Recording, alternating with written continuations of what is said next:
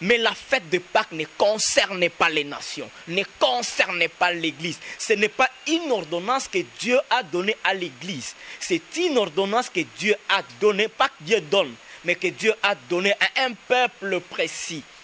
Qui est ce peuple? C'est le peuple juif. Donc la fête de Pâques, selon l'ordonnance perpétuelle de génération en génération, concerne le juif. Ce n'est pas une fête chrétienne. Donc tant qu'on est il n'est pas juif. Mais comment avoir observé fait Yo soko le binaza juif.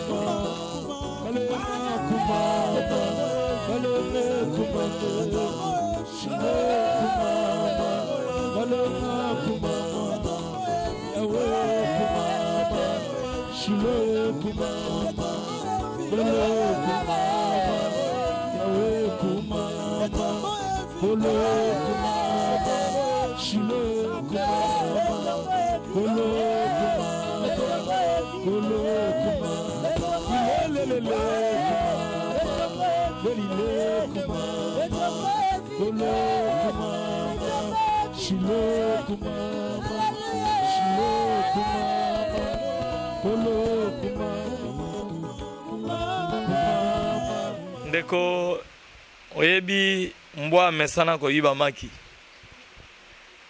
donc ata babeti fimbu motivation na yega oya okuta yega na maki na yebisaki bino ke suite faut yeba batu bato balingi nzambe na bato balingi nzambe te mutu Bible lobi ke vous ne servirez pas deux maîtres à la fois. Vous haïrez un et vous aimerez l'autre. Boko linga bango nyonso mibale te. Na yebisaki bino ke boko ta la motivation na bango shit na point de shit na bango eza nini. Bayaki te po ba célébrer Pâques. Eza couverture, ezali parure. Hein? Comme Yesu lelo na Esaïe, tala Esaïe chapitre 4 et lobi nini. Les 4 femmes saisiront et un seul homme. Et ils diront que laisse-nous manger notre pain. Sikoyo do tika biso na maloba na biso, tika biso na motivation na biso, mais pesa biso kaka nani kombo na yo. Ils voulaient se servir du nom de Jésus, mais ils ne sont pas avec Jésus. Au moins une motivation na bango eza mbongo. Oh. Donc on sera là au parking du Grand Hôtel le 3 avril. Payant? Oui, et il y aura participation. On fait toujours un équilibre. L'année passée, c'était gratuit. Cette année, les enfants de Dieu vont contribuer. Oui, et il y aura participation. On fait toujours un équilibre. L'année passée, c'était gratuit. Cette année, les enfants de Dieu vont contribuer avec $10. Okay. Et puis, les enfants de Dieu, ils n'aiment pas contribuer. Hein. En tout cas, quand on parle d'argent, on parle pas argent. Parce que c'était en fait c'était $20 avec CD gratuit, mais il y a eu quand même des demandes, des doléances, oui, etc. Quelqu'un m'a même dit au parking, tu me sens on fout à 5 000. Voilà. En tout cas à moi, on m'a dit ça. Mais tu me sens on fout à 5 000 au parking, quand on fait 5 000 francs, ce sont des individuels en fait. C'est-à-dire, papa, par exemple, le frère Michel, il était là, c'était 5 000 seul. Le pasteur Atom, c'est seul là-bas. Maintenant, les grands, là, réunis ensemble. Seul. Maintenant, tout, si on fait 5, ça doit dépasser. Donc, mais bon, il y a eu quand même des explications. On s'est dit, bon, ok, nous faisons $10, mais là, il n'y aura pas CD gratuit. CD gratuit, c'est seulement pour ceux qui auront contribué avec $20. On va leur offrir un CD. Donc, venez le dimanche 3 avril au parking du Grand Hôtel à partir de 15 h. On va chanter, on va célébrer, on va danser et ce sera des moments extraordinaires. J'imagine. Je vois déjà. C'est très bien. C'est que vous êtes, oui. C'est le temple. Et il nous dit que c'est vous qui êtes le temple. Alors, si nous sommes le temple, nous ne pouvons pas nous abuser des dons de Dieu. Mais non. Gratuité Yanzambe ezali à perpétuité. Pas que ezalaki à perpétuité. Pourquoi il organise à perpétuité? Pas que bango ba bengi yango batangi yango kuna ke vous l'observerez à perpétuité. Bango il pouvait pas banda ko sala ngo pe à perpétuité. Ya tango akala babana ko betela ngo ba concert na tango ya Moïse. Kasi oyo eza en Christ. David azalaki na tango akala be na tango ya sika. David oyo abetaki abimisaki ye muyembi munene abimisaki combien de chansons to tanga na psaume na bazaf bazalaki bayembi akala to ya siko baza bayembi akala. Mais pourquoi ils n'ont pas-ils vendu? Motivation motivation na bango ezalaki mamo mbongo. Alors bazoke ko luka mbongo qui ne peut pas diembela te na kombo ya Yesu. Bako somba na bango ba CD vide bake ko teka na Grand Hôtel. Oui. Bako somba ba luki ba biloko mususu bake ko, mais ceux qui kozwa don si réellement c'est Dieu qui vous avait donné ces dons loyembo. Ba nzembo wana. Permettez. Dans yozolo ba motivation.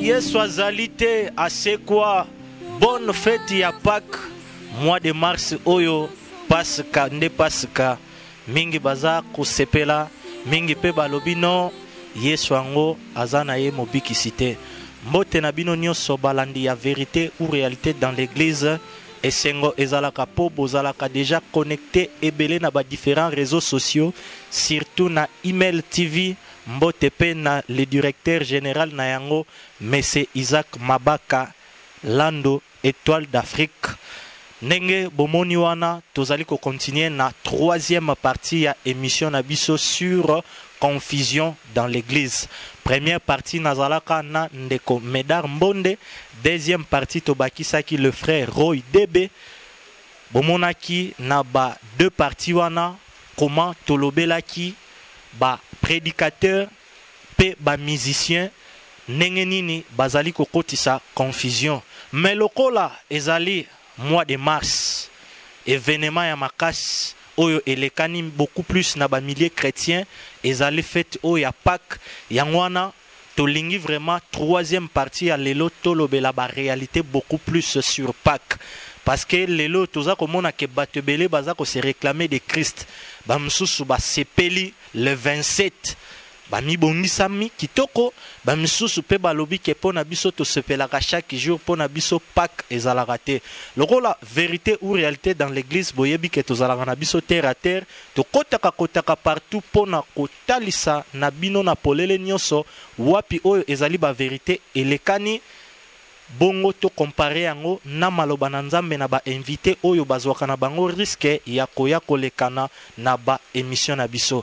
Avant na présenter les deux invités oyo toza kosala na bango troisième partie na lingi déjà na rassurer na bana na nzambe ete na émission ya lelo loko les ali fête ya Pâques pona ba mingi pe pona ba misusu eza nango kaka émission moko normal boko bina boko bondela po ba surprise eza misatu. Avant topé sabino surprise ya liboso ndenge déjà bokoki ko constater na droite na ngai c'est-à-dire na gauche ya ba écran na bino nazali na ndeko Medar Mbonde oyo tozalaki na ye la fois dernière pe na loboko na ngai ya mobali tozali na ndeko Roy Debe lokola ezali Pâques mois de mars émission à l'élu ezali vraiment fête toza ko sepela ndeko Medar ozui moi maloba ya kopesa mbote ya ko souhaiter bonne fête moi liloba moko pona occasion oyo biso basantu tozali ko sepela na pesi bino mbote na kombo na Yesu Masia oyo azali mokonzi pe mobikisi ya bomo ya na biso oyo tozali kozela na mitema nyonso kofongoma bozongi na ye mpote ton nettoiement elongo parce nde kuna tokende kosala grande fête ezalite période oyo ndenge ozoloba kena souhaiter fête il n'y a pas une fête nous le vivons chaque jour.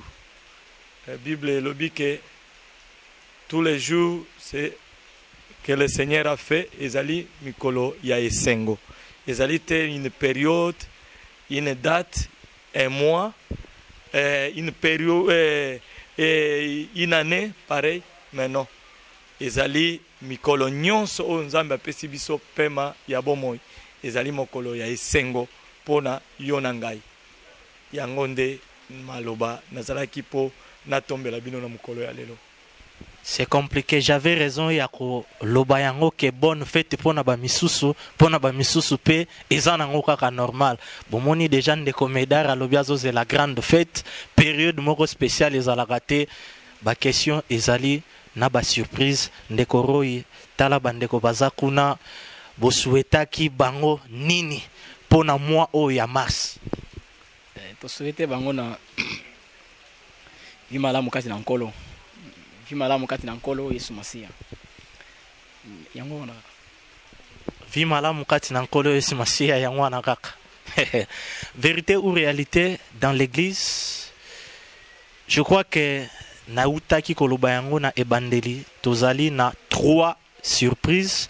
Tout à l'heure nazoti kabino bolanda ya liboso ezali émission chrétienne moko oyoyo lisanga ya ba grand musicien oyo vraiment ba simbi loyembo mingi ya bana nzambe basanganaki na plateau ya bandeko o bayambaki bango pona ko sepela Pâques na suka na yango pe bokomona ba question o ezalaki posé bolanda yango pendant 14 minutes bongo tozonga na ba question na ba invité o tozana bango na plateau tolanda yango.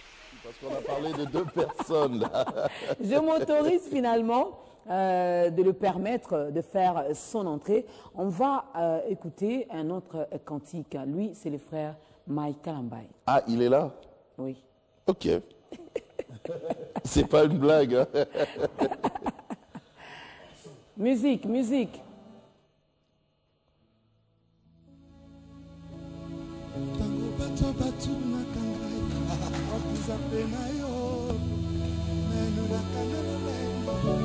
Eswazana atali bosona ngai moni bibalenga mona ngambo na ebio kosala nzela na mona pole oyo bato bakokosala te kosalaka yango yango na tatoli na loyembo kalisambe iyo lipata etambwisaka bomoi nanga wana yo bongwani likonzi ya moto telemaka moto ya suka na bitumba na ngai olobinga maboko na selelonga nzambe nanga fula likolo nokisa mvulano ya kendo bakangami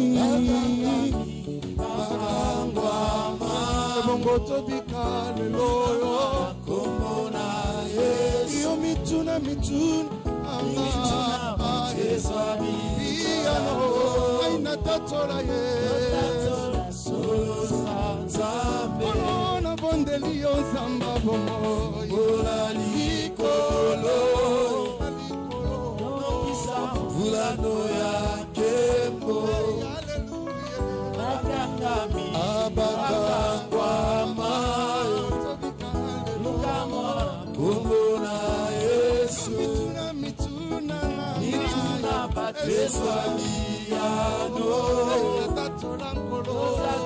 solo zambe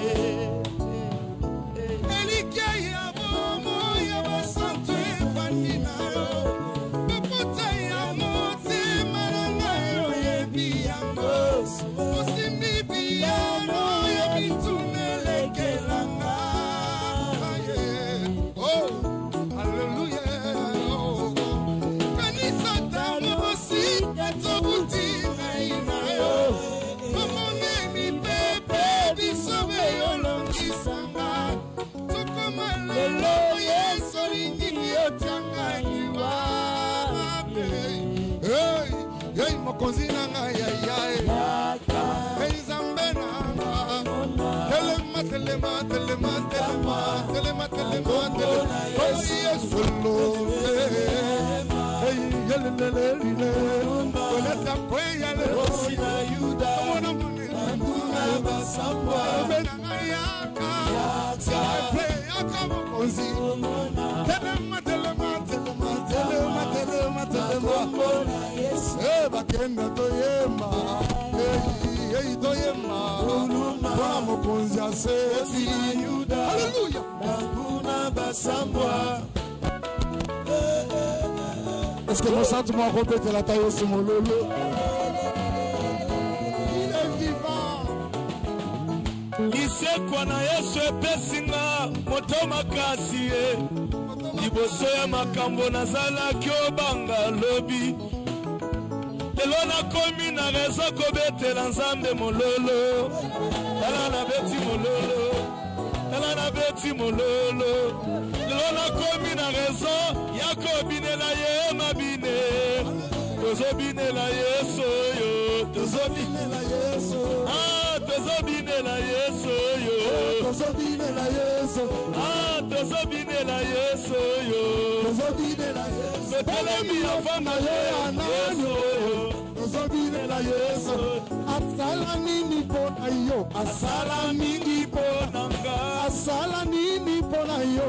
Asala mingi ponanga. Ayapato memeli ye louange. Ito memeli ye masasoli. Allo, tika Yesu atomba peyi. Tika Yesu, tika Yesu atomba. Tika Yesu atomba. Tika Yesu atomba. Tika Yesu atomba. Tika Yesu atomba. Tika Yesu atomba. Tika Yesu atomba. Tika Yesu atomba. Tika Yesu atomba. Tika Yesu atomba. Tika Yesu atomba. Tika Yesu atomba.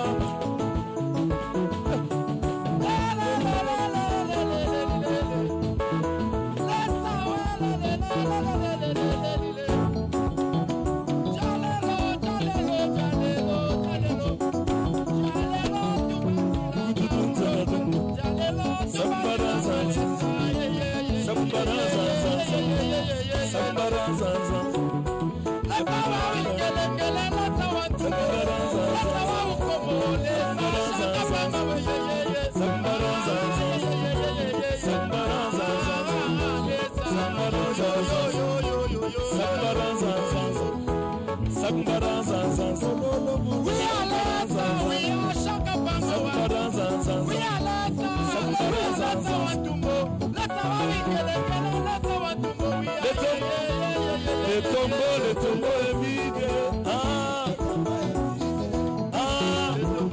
Nalibotsa nanga. Nabanga pona nini. Nasi information. Ekomi singa tetu. Nouvelle nazwi. Ekomi singa tetu. Et na WhatsApp ete. Ekimi Facebook. Et na Bible. Information yo. Ekomi singa tetu. Liboso ya Satana. Le tombeau est vide.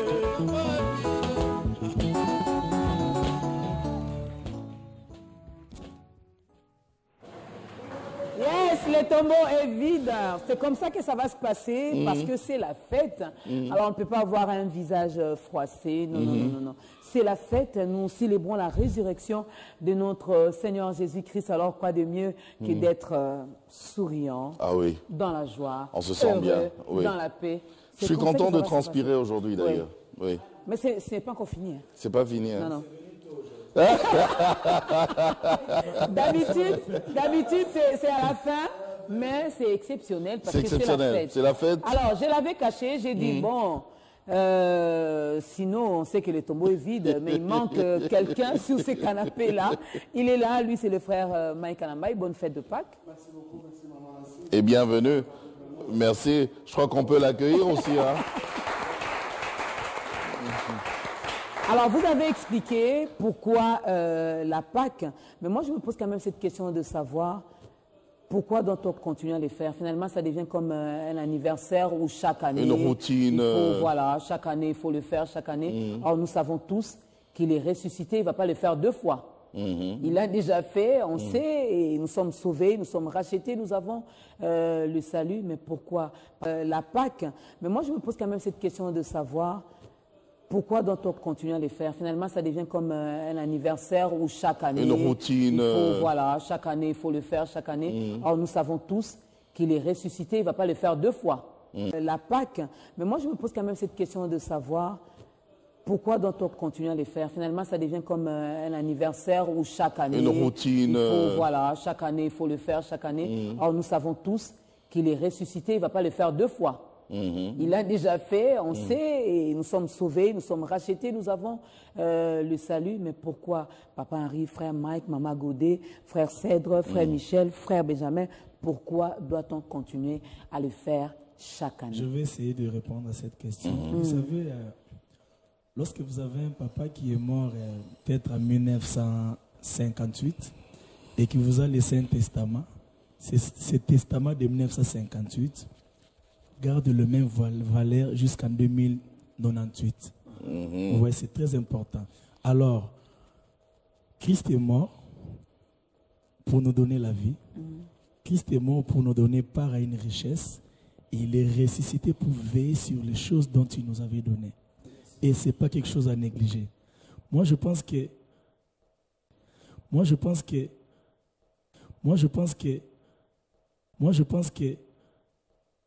comme Papa Mike le disait, comme on a chanté quelque part, et puis ça makasi. C'est-à-dire, tant dans le bakinaza teti, liboso malade, je sais ce que j'ai dit. Je n'ai pas assisté lorsqu'il était mort pour moi, mais j'ai une information. Et cette information, je dois la célébrer chaque jour de ma vie. Ça, c'est très important. Ah oui. Ça ne suffit pas. Je ne sais pas. C'est vrai, il y a toujours des têtus. Les athées, il y en a toujours. Il y en a qui disent qu'ils veulent toujours compliquer les choses. Mais ce que nous disons, ce que la Bible atteste, Maman Dorcas et Tonton Jaco, ça a été prouvé scientifiquement. Ok. Oui, le tombeau est vraiment vide. Le tombeau est vide. D'ailleurs, je rentre dans la Bible. Si Christ n'était pas ressuscité, peut-être, Tonton Jaco, on n'allait même pas se connaître. C'est comme ça, moi, quand je parle de la Pâque, je dis, toujours qu'on célébrait l'Iwa. Oya Koufa, c'est mingi. Assez quoi. Parce que si Christ assez quoi raté, la mort de Jésus n'allait pas être différente, comme on disait avec Bishop un jour. Ça n'allait pas être différent de la mort de Mutombo. Ça n'allait pas être différent de la mort de Makiese. Ça n'allait pas être différent de quelqu'un qui a connu une catastrophe, je ne sais pas moi où là. Parti comme ça. La Bible dit, ceux qui ont assez raté, tu retrouves les plus malheureux des hommes que le monde pouvait connaître. Ceux qui t'ont naissé. C'est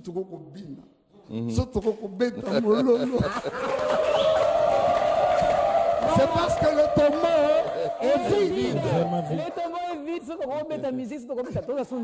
C'est-à-dire, chercheur, Maman Godet se prépare. Moi, je suis désolé. S'il y a des gens qui ont retrouvé quelque part les ossements de Jésus, en train d'appeler la qu'est-ce qui prouve que ça n'existe pas, Maman Dorcas. Nulle part dans le monde. Balagi si biso documentaire. Papa Mike. Non. On va prendre un cantique. Oui, avant de prendre ce cantique, moi j'insiste sur cette prière. Je demande à Dieu. Je me joins à toi, mon frère. Je me joins à toi. Révèle à toi comme Je me joins à toi. Voilà, c'est notre prière aujourd'hui. Oui. Je vais quand même donner un texte biblique. Parce qu'il faut quand même des bases bibliques dans Bien ce que sûr. nous sommes en train de dire. Comme ça, on comprend que vous ne dites Voilà, pas des mots en l'air. voilà. D'accord. Comme parler de sang sur les linteaux, etc.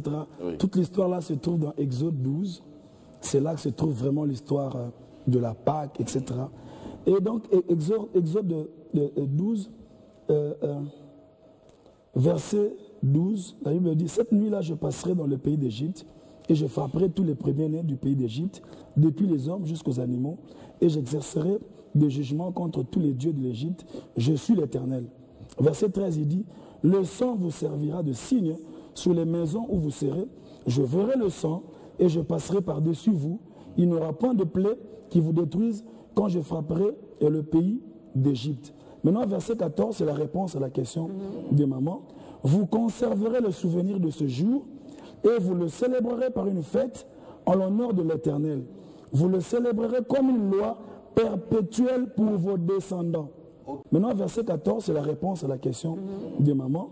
Maintenant, verset 14, c'est la réponse à la question de maman. Maintenant, verset 14, c'est la réponse à la question de maman. « Vous conserverez le souvenir de ce jour et vous le célébrerez par une fête en l'honneur de l'Éternel. Vous le célébrerez comme une loi perpétuelle pour vos descendants. » Et quand Jésus-Christ est venu, il a célébré la Sainte Seine et il a dit « Faites ceci en mémoire de moi. » Donc, c'est un souvenir, il a dit « Chaque fois que vous le ferez, faites-le en mémoire de moi. » Donc, je voulais juste souligner cet aspect-là et laisser voilà oui, c'est une recommandation biblique. Hein. On voit depuis normal. C'est dans la Bible aussi. Oui. Je crois que bandeko ebele bozalaki ya kotelema bobini na ndenge moko ya kosakana te po ezali nde fete ya fete. Ndeko Medar outi kolanda ensemble na bandeko extrait ya émission oyo totieli bandeko réalité komona lisanga ya bana nzambe o bayembaka bazali kosepela Pâques par rapport ya réalité wana ozana maloba lisanga ya bana na nzambe oyo bazali célébrer Pâques. Ndeko célébration ya Pâques soki tokei kotala yango na kati na makomi ngai nzambe apesaki asalaki ngangolu nakoka kodesele Pâques oyo nzambe asengaki na bana nzambe na bana ya Israël na mukanda ya Exode chapitre 12 toujours ko soutenir eloko oyo tolandi ensemble na bandeko oyo frère Henri Papa auti koloba parce que bozana ye na même passage ya Exode sikoyo ngape na ko reposer kaka question ya mama Dorcas atunaki bango epai na yo oyo na yambi toza ko reconnaître ndenge lobi yango lelo Christ aza Pâques na biso po même frère Michel bakenda pa uti kolobango na exemple ya pesa geza lokola papa na bino moko akufaki na 1958 atikaki testament même ata na 2098 pona kolobake Yesu toza ko célébrer chaque jour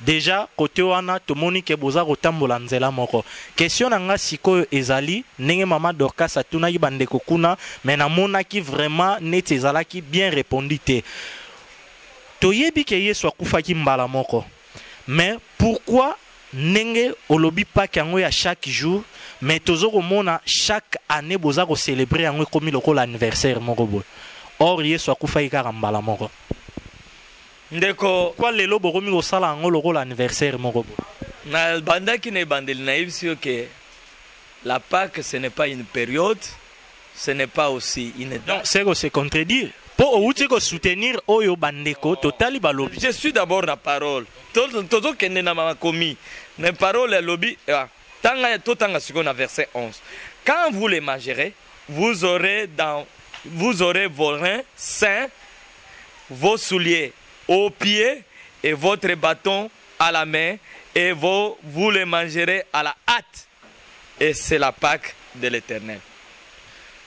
D'abord N'Éphésiens Bible les autres que vos reins vont l'intimité. Les reins représentent l'intimité. Or, nous devons voir d'abord manger la Pâque ezali loité. Mais c'est une vie. Je na bandi ete question na ngana no répondre te tondimi déjà que oza pour Pâques siko question na ngezali pourquoi lelo boza ko célébrer yango chaque année na date moko précise lokola anniversaire moko boy bisote ngai na viva loba que pourquoi na yoki bango bazali ko célébrer ngai na viva Pâques tous les jours de ma vie. Or mais botangi na même passage na passage oyo ezali ko limbola le lenge moko te Yé azali azui yango lokola lettre moko po a se soutenir ba na buzoba oyo azo sala. Non ndeko, tozala clair. Quel buzoba? Non, moi je pense que na verset 14, oh le frère Henri Papa tangaki a soutenir yango. Toke nembala moko parce que eza déjà lecture moko bandeko, ba uti ko landa lobi tangela biso verset 14. Oromona ke eza loi moko il faut continuer. Et puis nase nango aouta kolobageno Yesu lelo tang aye jour ya Pâques tang ba célébrer Sainte Seine ayebisi ba disciple ke bo commémorer yango chaque fois que boza en occasion en souvenir. Donc Yesu Masia a recommandé yango na seko question ngezali mais pourquoi boza ko sala yango chaque année question wana pe zala ki poser yango ngana zongisi yango. OK. Ngai période oyo nazo reconnaître yango te que période de Pâques. Mais nous savons que Jésus était né, il est mort. Et il est mort et il est ressuscité.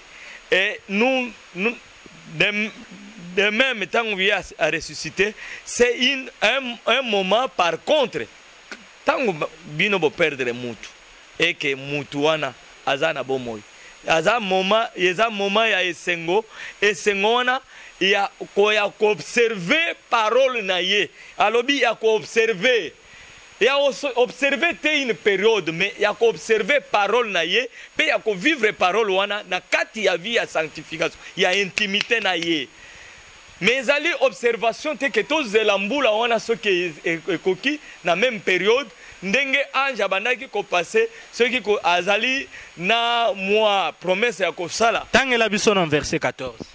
Verset 14 elobi. Vous observerez les souvenirs de ce jour. Vous les célébrez par une fête en honneur de l'Éternel.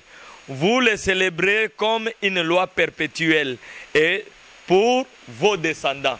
Voilà. Une loi perpétuelle, une loi immuable, donc qui ne sera jamais écolongwa na mémoire na binote tino suka. Oh, tino suka, ce qui veut dire, lorsque nous avons reçu Jésus, chaque jour où nous vivons la vie d'intimité de Jésus jusqu'à notre mort, c'est la vie de Pâques. De la mort et la résurrection avec Christ tous les jours. Oh, et Rosala Soussou, fête que non, oh, mais notre fête c'est quoi? La fête dont on parle. Nous devons annoncer la bonne nouvelle. Quand cette bonne nouvelle est prêchée, elle est écoutée et qu'elle est acceptée, Moutandimi Yesu. Et Andimi, c'est une grande d'abord fête chaque jour au ciel. Nzambe Azali Kosala a déjà fait à l'honneur de cette personne parce que Jésus a versé son grand prix, le sang.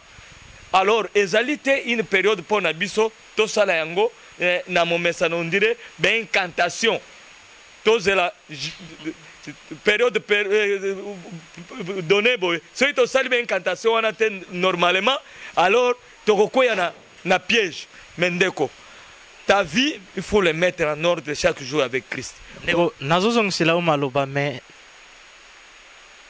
na ba émission nyonso o na yambaka yo ba propos na yo ezalaka toujours makasi obimisaka ba momoko na yo ki incantation zala clair ou eza vérité ou réalité kotala image o tolandi bandeko comme réalité na kati ya plateau ya émission chrétienne ta grandeur ba yeko sepela Pâques. Yangwana yo bengi incantation, zala clair, c'est ça? Mais ceux qui ont non, zala clair. Na répondre yo. Ceux qui ont osé na mukanda Exode chapitre 32. Hein? Na Exode parce qu'il faut tout abato kotanga ma komi. Parce yangwana pe bandeko batanga ki Exode. Batangi 12, mais ngai na banzongi sous na 32. Moïse azalaki oya bimisaki bana na Israël na Égypte. Or, Moïse azali type ya Jésus. C'est l'image de Jésus. Aaron qui était aussi le sacrificateur, azalaki oyo muto azalaki censé ya observer loi. Oyo ya Moïse abanaki ko. Moïse akei na appel ya Nzambe. Aaron atikali na peuple balobi ke non ezali nini salela biso vodo. Nzambe. Lokola Moïse oyo akei ya umeli salela biso Nzambe oyo akotambola liboso na biso. Pression, allez Aaron a cédé, Azu, ayebisi bango bolongola, ba bijou na bino nyonso, alors tout ça là vodor. Ba sali vodor simanango ezalaki nini? La fête. La fête, ils ont bu et ils ont dansé. La fête de l'Éternel, ce n'est pas manger et boire. La Bible dit que les royaumes de cieux, ce n'est pas les manger et boire. Donc bandeko ndenge bayeko binela nkolo, yango na problème. Bayeko binela nini? Bayeko binela mbongo bayeko binela nkolo. D'abord, non, permettez, tout le monde est extrait à Liboso que bandeko, tant bayambi le frère Mike Kalambay, babini pona chaque jour, na banda una bango babina chaque jour. Parce que bina, parce que tant aux autres les locaux wana, il faut mon vie tous à la terre à terre, réalité otolandi na bandeko, émission ndenge bandeko ensemble, basangani pona ko bina ndenge wana Pâques za mabe, za la clair. La Pâques d'abord, ce n'est pas la période, il y a période, il y a mars, na avril. Frère Michel Palobi tozo kokanisa yango chaque jour. Kokanisa yango na vie na yo netamboli na yo. Ezali te à un endroit okei ko note tozo toyo ko célébrer Pâques na esika boy. To sepela mokonzi abota. Tous les jours que le Seigneur a fait, c'est le jour du Seigneur. Et ça un jour te a boye donné tous les jours. Ce n'est pas quelqu'un, ce n'est pas l'ennemi ou le diable a fait les jours, mais les jours sont les jours du Seigneur. Bible les jours du Seigneur. Avant de passer en décoro, maloba nyonso o uti koloba par rapport à extrait o ya liboso to landi comme réalité conformément à maloba nanza mais résumé nini o bandeko bakoyi ko retenir. Eloko oyo bandeko bakoki ko retenir ko ndeko nangai, nous savons que la Pâque, en mémoire à Christ, c'est lui-même Christ qui est notre l'agneau pascal. Or, Christ nous demande à vivre cette vie d'intimité chaque jour. Il ne nous dit pas que tu vivre une vie, il y a or, tu vivre une vie, il y a intimité chaque jour, la sanctification. Parce que la Bible lobby que rechercher la paix avec tous et la sanctification, c'est à laquelle personne ne verra Dieu. Sans laquelle personne ne verra Dieu, toye et pas inayo ndeko roy debe, talabandeko ya vérité ou réalité, biso tozalaka na biso vraiment terre à terre, tolobelaka ba réalité nyonso oyo elekani sur terrain, partout, tozwaka, pona ko comparer yango na maloba na Nzambe.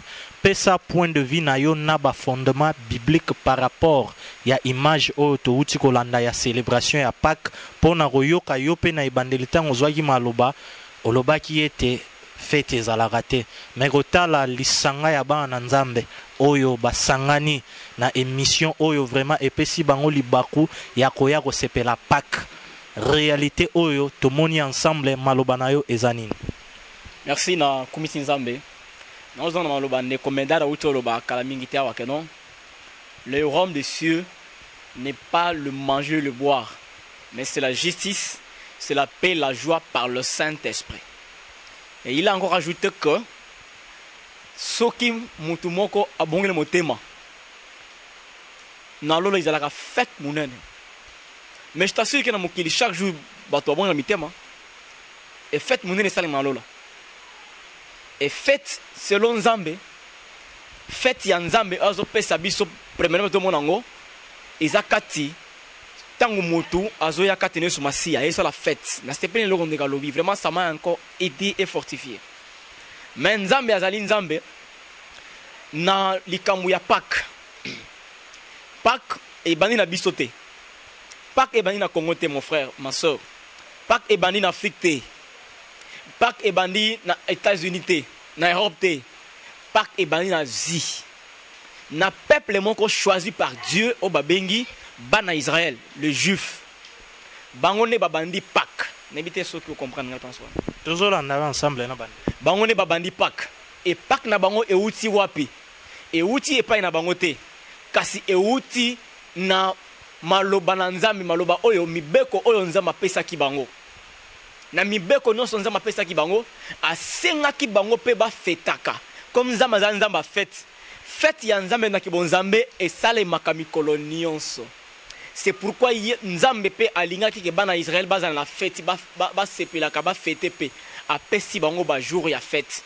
Maintenant ba jour ya fête première fête na bango izala ki fête ya Pâques.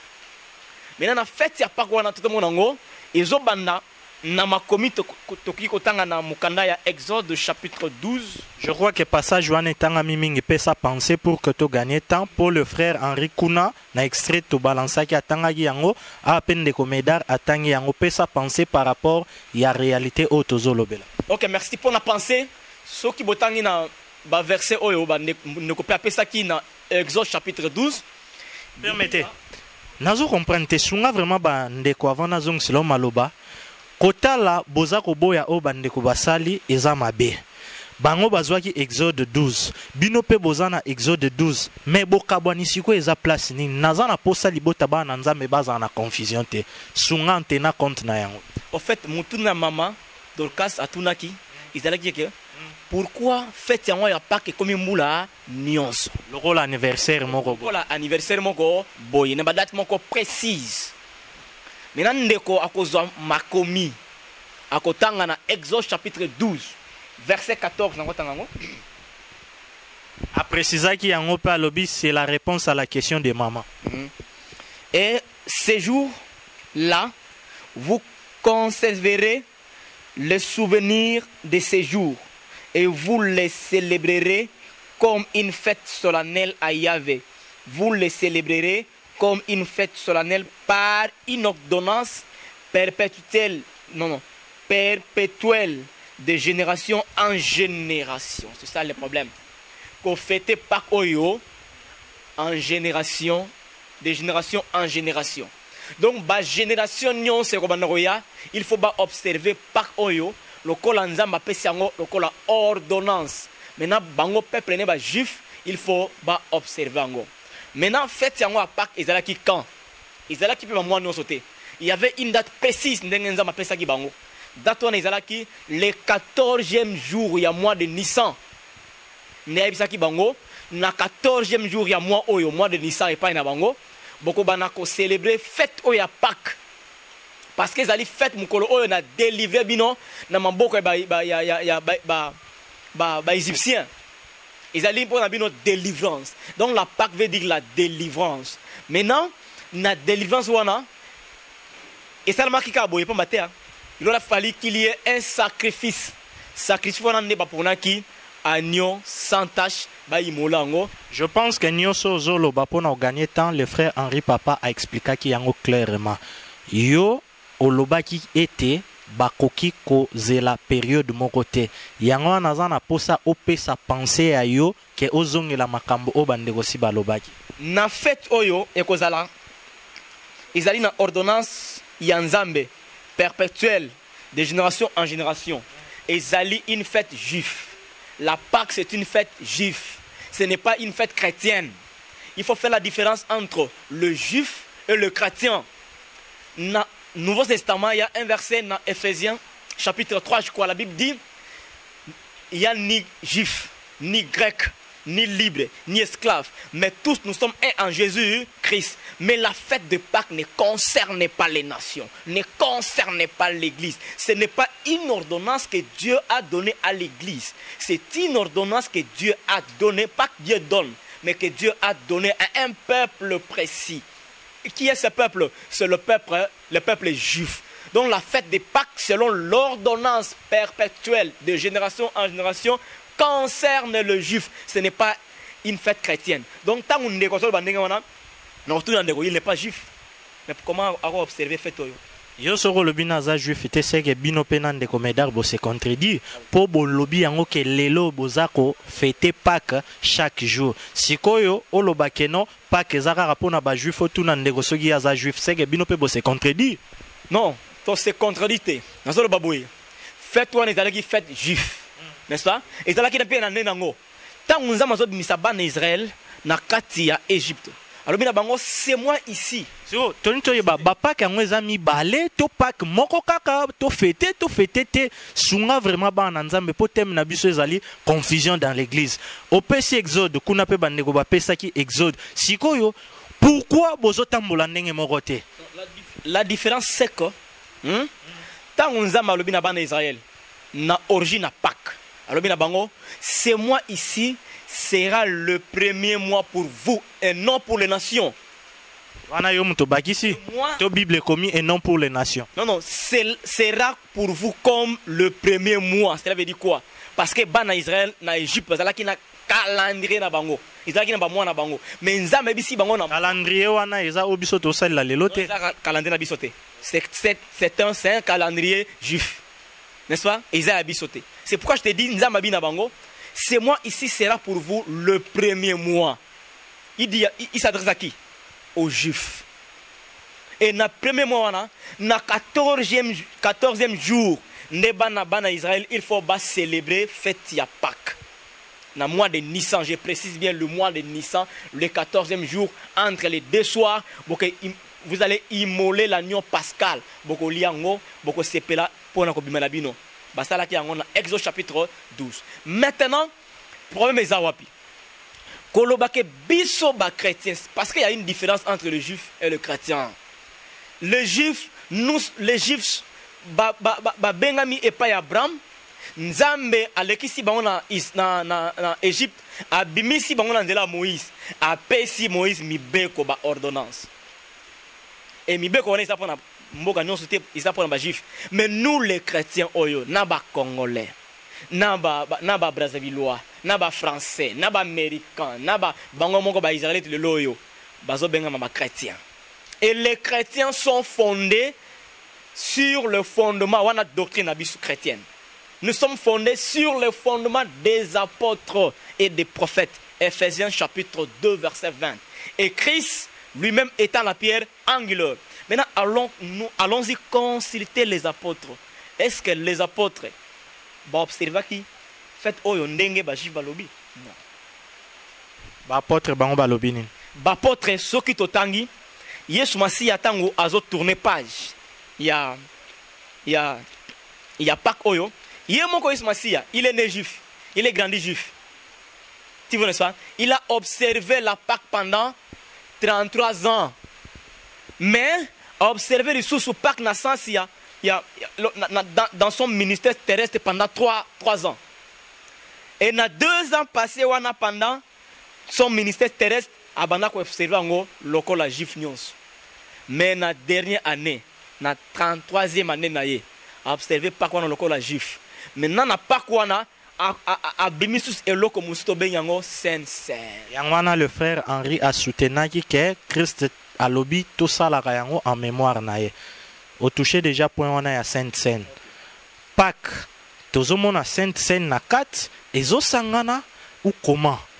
Toza vraiment na posa libota ba na nzambe baza na confusion te. Tant tozo lobela Pâques lelo na 4 église. Toza komona mbala moko na Saint-Saint to ko se souvenir kaka na Christ kayaki akufaki asekwaki pona biso chaque jour ndenge bino bozoloba to pe ndenge tomoni bandeko bauti ko sala ke toza ko reconnaître en chaque jour mais na mois période moko précise et sengeli na biso pe to sala ka mois d'action. Oui, toza na mukana totangi na Matthieu chapitre 26 verset 26. Pendant qu'il mangeait quoi? La Pâque, la fête des Pâques. Jésus avec les disciples. Jésus prit le pain et après avoir rendu grâce à Dieu, il le rompit et le donna à ses disciples. Leur dit, prenez et mangez. Ceci est mon corps. Puis ayant pris la coupe et béni Dieu, et il la leur donnant, en leur disant, buvez-en, car ceci est mon sang, le sang de la nouvelle alliance, qui est répandu pour beaucoup, pour la rémission de péché. Voilà. Au moins, il y a Pâques. Pâques, il faut aller à Pâques dans Hébreu, dans Exode chapitre 12. Il faut aller à Pâques dans agneau pascal. Président Pâques, il faut qu'il y ait l'agneau pascal. Deuxièmement, les arbres amers. Troisièmement, il y a un rôti au feu. Et debout, dans bâton. N'est-ce pas? Donc, dans la fête, il y a Pâques, il y a des juifs. Présent, il y a agneau et bana kozangate. Il y a un Yesu Masiya a se retrouvé na Pâques. Azoli a Pâques na ba discipline na ye. Mais na Pâques wana a bimisusu eloko mususu eza pacté. Eloko ngo différence na ngona Pâques ezani. Pâques e bana kolia mana pain sans levain na agneau. Mais différence oyo tout le monde na Saint-Saint. La différence est dans le boire. Na Exode vous buvez, non. Mais lui, vous allez boire ceci. Tu vois la différence? Donc il y a la différence entre la Pâque et la Sainte-Seine. Dans la Sainte-Seine, nous sommes en train de voir, il y a le pain. Sans levain. Il n'y a pas l'agneau. Il n'y a pas la viande rôtie. Il n'y en a pas. De deux, nous sommes en train de voir le vin. Mais dans la Pâque juive, il n'y a pas de vin. Tu vois ça? C'est pour dire que non, la Sainte-Seine n'égale pas à la Pâque. Mes frères, la Sainte-Seine et la Pâque, c'est deux choses tout à fait différentes. C'est deux choses tout à fait différentes. Toyokio, oui. Sikoyo, Sainte-Seine déjà bisonyo stoyebi yango ke tozokolia nzoto ya Kristo pe komela makila na ye. Sikoyo, Pâques pour na biso ba chrétien lelo ezanin. Pâques pour na biso ba chrétien na ozamukana moko ya 1 Corinthiens chapitre 11. Attends rapide. Auto comprendre scène avant le Pâques pour na biso ba chrétien. Non, c'est mieux totika na Pâques. Après dans l'obéla. Oui, na Pâques pour na biso ba chrétien. Na 1 Corinthiens chapitre 5. Ba Corinthiens chapitre 5 verset 7 à 8. C'est vraiment important bandeko to comprendre yango parce que tozoye baté biso vérité ou réalité dans l'église tozawana pona kolobela ba réalité nyonso oyoyo ezali kokotisa kombo na Yesu bandeko lelo yo baza ko reconnaître Yesu akufa mais balobi ke mars oyoyo ndenge le 27 awa to sepeli Pâques pona bango ezana tina moko te basepela yango chaque jour moto na moto na bik na papier azoyeba soki akotele manangambo nini biso vérité ou réalité tokotikala kaka wana kotambola na système ya parallélisme ya ba réalité na ba vérité pour que bana na nzambe nyonso bo sungama ndeko pesa passage. Oui, dans 1 Corinthiens chapitre 5 verset 7 à 8 la Bible dit ceci: ôtez donc le vieux levain afin que vous soyez une nouvelle pâte, puisque vous êtes sans levain, car Christ notre Pâques, Christ notre agneau pascal. Ah, donc on appelle bazong si Christ notre Pâques. Christ notre Pâques a été crucifié pour nous. Donc le Seigneur Jésus-Christ qui est notre agneau pascal, que Jean-Baptiste a présenté. Voici l'agneau de Dieu qui ôte le péché du monde, que Moïse n'a pas fait. Moïse n'a pas dit voici cet agneau qui ôte le péché. Non, voici cet agneau, non. Mais Jean-Baptiste présente le véritable agneau qui est Jésus. Voici cet agneau, l'agneau de Dieu qui ôte le péché du monde. Donc Christ, notre Pâques, Christ est l'agneau qui a été pendu, qui a accepté la mort. À travers sa mort, Biso de la sauver, de la délivrer. Christ, notre Pâques, a été immolé, a été crucifié plutôt, pour nous. C'est pourquoi célébrons donc la fête. Célébrons donc quoi? La fête. Célébrons donc la fête. N'est-ce pas au bandeko bazo sala? Tomoni bazako célébrer fête te. Bozako se contredire te. Yo moko lo bien célébrons la fête. Tomoni nengene bandeko babini beta mololo mokonza botami. N'est-ce pas que zako célébrer fête? OK, merci. Célébrons la fête. Nzamba pesa ki bango date. Moi, na date, na temps, qu'on célébrer fête. Cette fête n'était pas célébrée chaque jour. Cette fête était célébrée une fois par an. Là, vous êtes dans la nouvelle ou dans l'ancienne alliance? Dans l'ancienne alliance avec Moïse, dans la loi. Une fois par an. Et le 14e jour, la date est précise, le jour est précis.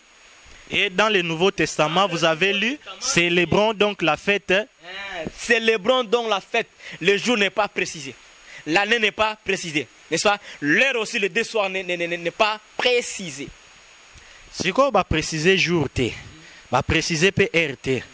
Bandeko, les loyo toyokani le 27. Mabe zawapi, ozozo maloba. Soki mabe zali, olobiango ke va préciser jour T, va préciser PRT, c'est-à-dire les deux soirs. Si quoi va préciser te bongo bino pe boko msango chaque jour nengenin. Ok, nazo le baboye. Naban Israël selon la loi, selon Moïse, n'est-ce pas? Pâques Israël qui célébrait. On a déjà tout sollicité, si ko awa ba préciser RT date T. Nazo zonga muke wana to na zoilan. Nzamba so pesa bango jour. Moi na no liboso moi. D'accord? Après si bango moi. Après si bango date na katia moi. Après si bango heure les deux soirs. Tout le monde ba précision, Dieu est précis. Maintenant, na biso awa chrétien mazolo banini.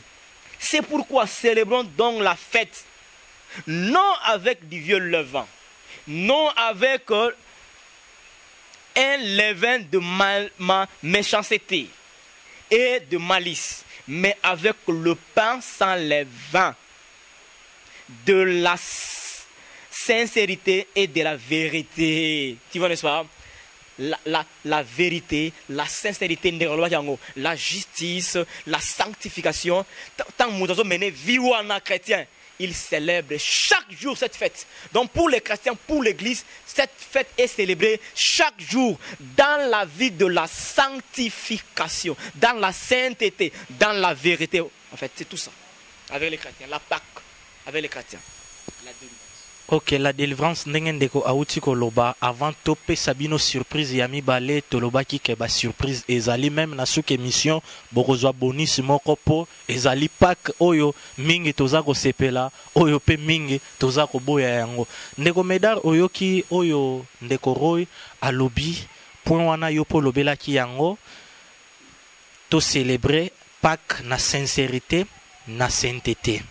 Sikoyo mwana nzambe o azotambola na sanctification na sainteté aza vraiment kotosa makomi na nzambe mabe eza wapi ndenge tomoni bandeko na biso basangani to pe bamangomba mingi ndenge tomibongisi po na Pâques oyo eza plus important bobeteli sete ezali vie ya sanctification sikoyo ntango tozotambola na crainte ya nzambe mabe eza wapi soki le 27 boye toke na biso ko sepela Pâques biso tozana likabwa koyemba tosangani pe to sepela mokonzi mabe eza wapi tondimi condition sainteté mais sikoyo chaque jour te tozwa occasion wana ya kokutana vraiment en mémoire mabe eza wapi c'est ça ma question. D'abord merci pour la question yotuni akeno. Nous avons observé via sainteté chaque jour. Azali kotambola na vie ya sanctification. Mabeza wapi po akende un endroit. Ndeko. Muto kutu azandi kobanga nzambe. Bible lobi, la crainte de Dieu est le commencement de la sagesse. Il veille sur sa vie. Déjà mutaza na crainte nzambe wana eza distraction wana wapi distraction wana distraction tango yeke note na ke na un endroit parce que Bible elobi veillez et priez à tout temps muto ya tango azotambola na vie ya sanctification par contre il se veille sur lui-même. Bon totikala kaka rapidement potoleka na deuxième point na réalité o biso to uti komona endroit ngo bango bakei bandeko bayambi bango na ta grandeur na occasion ya ko célébrer Pâques mabe eza wapi po eza réalité oyo totielaki bandeko. Bon soki ezalaki mabe te ya ko représenter ta grandeur yango sans nani sans d'autres motivations lokumu ezonga na nzambe mais c'est avec d'autres parce que Bible lobi que faut qu'on faire disparaître na sepeli na verset oyo ndeko azui parce que na bana ko luka yango on se complète. C'est comme ça avec le Saint-Esprit. Donc nzambe azotia likabole pa muninga mususu. Donc na bana ko luka yango que no faites disparaître. Na verset 7 vient le vin. Makanisi ya mabe nyonso oyo ba motivation. Ndeko nous péchons avec des motivations. Yesu aye koyebisa batu keno ezate ke soki bakangi mutu na flagrant délit nde wana asali lisumu. D'abord tango zwi likanisi déjà ya kolula mwasi ya muninga oso coucher na ye. Motivation oyo ememi bango na très grandeur eza nini? Yebisa biso na lecture yo. Ye mutu na mutu Bible lobi ke yo moko miyeba. Chaque moutou a s'examiner. Paul a lobby, examinez-vous. Mais na rotana we na miso batu, toza banza mete po na rosonde mite malaba. To moni, to zondima o ebimi na monoko na bango, to ye ko bine lankolo mokonza botami. Baye ko bine lango na un endroit. Or même nanda kuna yo soki o moni ke note. Nenge biso to sala ka prière na kati ya mabota. O sali prière, o ko célébrer o kumisi nzambe. Parce que Bible lobby là où de tout 3 s'assemblent à mon nom, je suis là. Si on est kuna na motivation nini, ils se connaissent. Ba yebi. Donc on nous soupçonner. Po biso otoyoki. Mais ceux qui to landa suite, nenge to landa suite. Bogoyo ka suite nango. Bogoyo ka suite nango. Ceux qui to landi suite ya émission tina suka. Bogomona motivation etindaki bango kuna. Soki tolandi suite ya émission oyo boromona motivation etindaki bango na yebisaki bino ke ba surprise ezali ebele loko lezalaki déjà émission moko esi elekanaki tolanda suite ya émission bongo ndeko Medar azonga na maloba toyeba soki motivation yango ezali nine tolanda yango. Le Seigneur nous a mis à cœur d'organiser la célébration de Pâques, de réunir tous les enfants de Dieu autour de ce grand événement qui est la résurrection de notre Seigneur Jésus-Christ. Et comme c'est la pensée de Dieu, c'est la volonté de Dieu, lui-même fait que cet événement puisse réussir chaque fois qu'on l'organise. Et donc, on a commencé depuis 2012, 2013, 2014, 2015. L'année passée, on était au boulevard Triomphal. C'était grave, quoi. C'était grave. Et donc, cette année, nous serons au parking du Grand Hôtel. Le rendez-vous, c'est pour le dimanche 3 avril. Le dimanche 3 avril, nous célébrons la Pâque. Bon, la date officielle de la Pâque pour cette année, c'est le 27 mars. Le rendez-vous, c'est pour le dimanche 3 avril. Le dimanche 3 avril, nous célébrons la Pâque. Bon, la date officielle de la Pâque pour cette année, c'est le 27 mars. Pour le dimanche 3 avril. Le dimanche 3 avril, nous célébrons la Pâque. Bon, la date officielle de la Pâque pour cette année, c'est le 27 mars. Dimanche 3 avril. Le dimanche 3 avril, nous célébrons la Pâque. Bon, la date officielle de la Pâque pour cette année, c'est le 27 mars. Alors, nous, à la célébration Pâques, nous faisons toujours une semaine après, parce que le jour même de la Pâque, beaucoup d'églises organisent des événements, etc.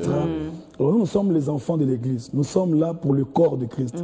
On ne peut pas nous battre avec les événements. De l'église. Alors non, on le fait une semaine après pour que toute l'église corps du Christ soit là. Et donc nous serons avec tous ces grands. Ils seront là? Ils seront tous là. Tous là. Avec tous ces grands. Ils seront là? Ils seront tous là. Tous là. Tous ces grands. Ils seront là? Ils seront tous là. Tous là. Tous ces grands. Ils seront là? Ils seront tous là. Tous là. Tous ces grands. Ils seront là? Ils seront tous là. Tous là. Papa Mike Alambaï, maman Godé Bondembe. Lui, il est toujours entre deux avions, là. En tout cas, tout le monde ici est entre des avions. Hein. En tout cas, je serai là, je serai là. maman Godé est entre les avions. Frère Cèdre est entre les avions. Frère Michel, n'en parlons pas. Papa Benjamin. Et puis papa Franck aussi sera là. Le pasteur Atom aussi sera là. Donc, nous passerons des beaux moments dans la présence de Dieu. Le 3 avril, dimanche, à partir de 15h, on sera déjà là pour célébrer. Elle pourra chanter un petit peu aussi? Ben oui, comme elle a fait des progrès. Hein? D'accord. Comme elle a fait des progrès. Ah oui, c'est ça. Parce que là, déjà quand eux ils vont monter pour chanter, si moi je viens pour chanter, autant faire descend. Mais on ne sait jamais, hein, c'est Dieu, me mettre avec les grands. On ne sait jamais. C'est ça. Ah oui. Hein. Donc on sera là au parking du Grand Hôtel le 3 sera avril. payant? Oui, et il y aura participation. On fait toujours un équilibre. L'année passée, c'était gratuit. Cette année, les enfants de Dieu vont contribuer. Donc on sera là au parking du Grand Hôtel le 3 avril. sera payant? Oui, et il y aura participation. On fait toujours un équilibre. L'année passée, c'était gratuit. Cette année, les enfants de Dieu vont contribuer.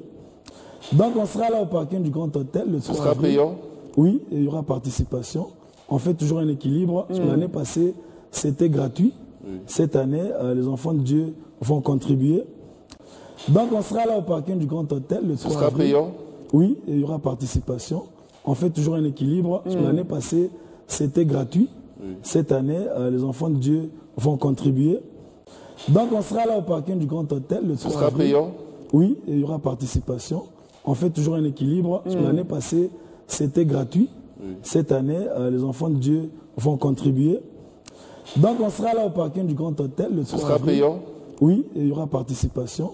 On fait toujours un équilibre. L'année passée, c'était gratuit. Cette année, les enfants de Dieu vont contribuer avec $10. Ok. Et puis, Les enfants de Dieu, ils n'aiment pas contribuer. Hein. En tout cas, Quand on parle d'argent, on parle pas argent. parce que c'était $20 avec CD gratuit. Mais il y a eu quand même des demandes, des doléances, Oui, etc. quelqu'un m'a même dit au parking, ton maison on fout à 5 000. Voilà. En tout cas, à moi, on m'a dit ça. Mais ton maison on fout à 5 000 au à parking, parking. quand on fait 5 000 francs, ce sont des individuels, en fait. C'est-à-dire, papa, par exemple, le frère Michel, il était là, c'était 5 000 seul. Le pasteur Atom, c'est seul là-bas. Maintenant, les grands, là, Bishop réunis Mike, ensemble. seul. Maintenant, tout, si on fait 5, ça doit dépasser. Donc, mais bon, il y a eu quand même des explications. On s'est dit, bon, ok, nous faisons $10 Mais là, il n'y aura pas CD gratuit. CD gratuit, c'est seulement pour ceux qui auront contribué avec 20 $. On va leur offrir un CD. En tout cas, à moi, on m'a dit ça. Mais comment ça, on fait de 5 000 au parking, quand on fait 5 000 francs, ce sont des individuels, en fait. C'est-à-dire, papa, par exemple, le frère Michel, il était là, c'était 5 000 seul. Le pasteur Atom, c'est seul là-bas. Maintenant, les grands, là, réunis ensemble. Seul. Maintenant, si on fait 5, ça doit dépasser. Donc, mais bon, il y a eu quand même des explications. On s'est dit, bon, ok, nous faisons 10 $. Mais là, il n'y aura pas CD gratuit. CD gratuit, c'est seulement pour ceux qui auront contribué avec 20 $. On va leur offrir un CD. En tout cas, à moi, on m'a dit ça. Mais comment ça, on fait de 5 000 au parking, quand on fait 5 000 francs, ce sont des individuels, en fait. C'est-à-dire, papa, par exemple, le frère Michel, il était là, c'était 5 000 seul. Le pasteur Atom, c'est seul là-bas. Maintenant, les grands, là, réunis ensemble. Seul. Maintenant, si on fait 5, ça doit dépasser. Donc, mais bon, il y a eu quand même des explications. On s'est dit, bon, ok, nous faisons 10 $. Mais là, il n'y aura pas CD gratuit. CD gratuit, c'est seulement pour ceux qui auront contribué avec 20 $. On va leur offrir un CD. En tout cas, à moi, on m'a dit ça. Comment ça, on fait de 5 000 au parking, quand on fait 5 000 francs, ce sont des individuels, en fait. C'est-à-dire, papa, par exemple, le frère Michel, il était là, c'était 5 000 seul. Le pasteur Atom, c'est seul là-bas. Maintenant, les grands, là, réunis ensemble. Seul. Maintenant, si on fait 5, ça doit dépasser. Donc, mais bon, il y a eu quand même des explications. On s'est dit, bon, ok, nous faisons 10 $. Mais là, il n'y aura pas CD gratuit. CD gratuit, c'est seulement pour ceux qui auront contribué avec 20 $. On va leur offrir un CD.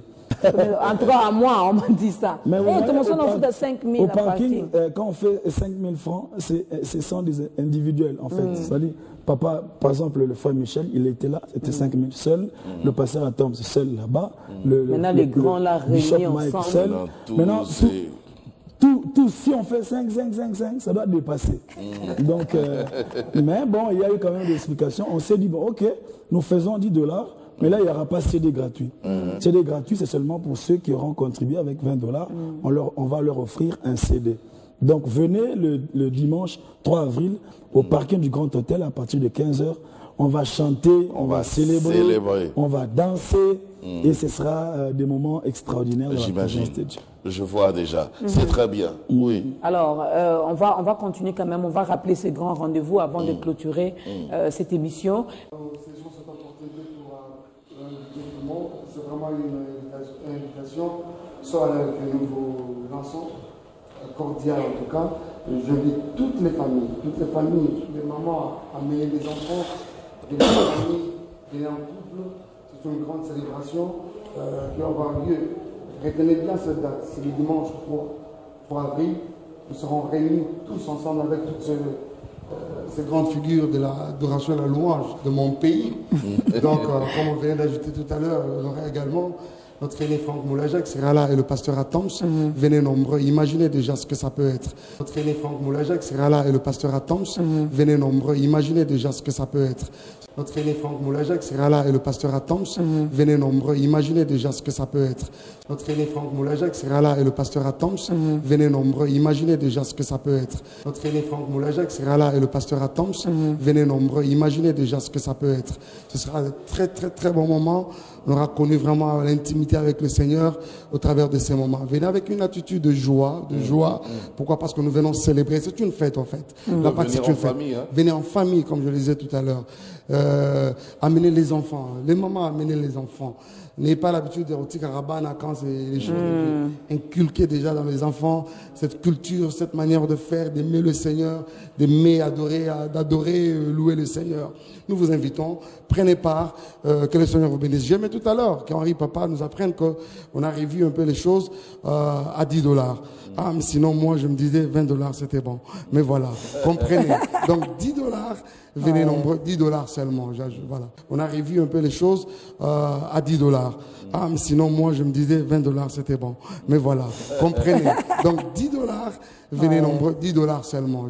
Voilà. On a revu un peu les choses à 10 $. Ah, mais sinon, moi, je me disais 20 $, c'était bon. Mais voilà, comprenez. Donc, 10 $, venez nombreux, 10 $ seulement. Voilà. On a revu un peu les choses à 10 $. Ah, mais sinon, moi, je me disais 20 $, c'était bon. Mais voilà, comprenez. Donc, 10 $, venez nombreux, 10 $ seulement. Voilà, seulement.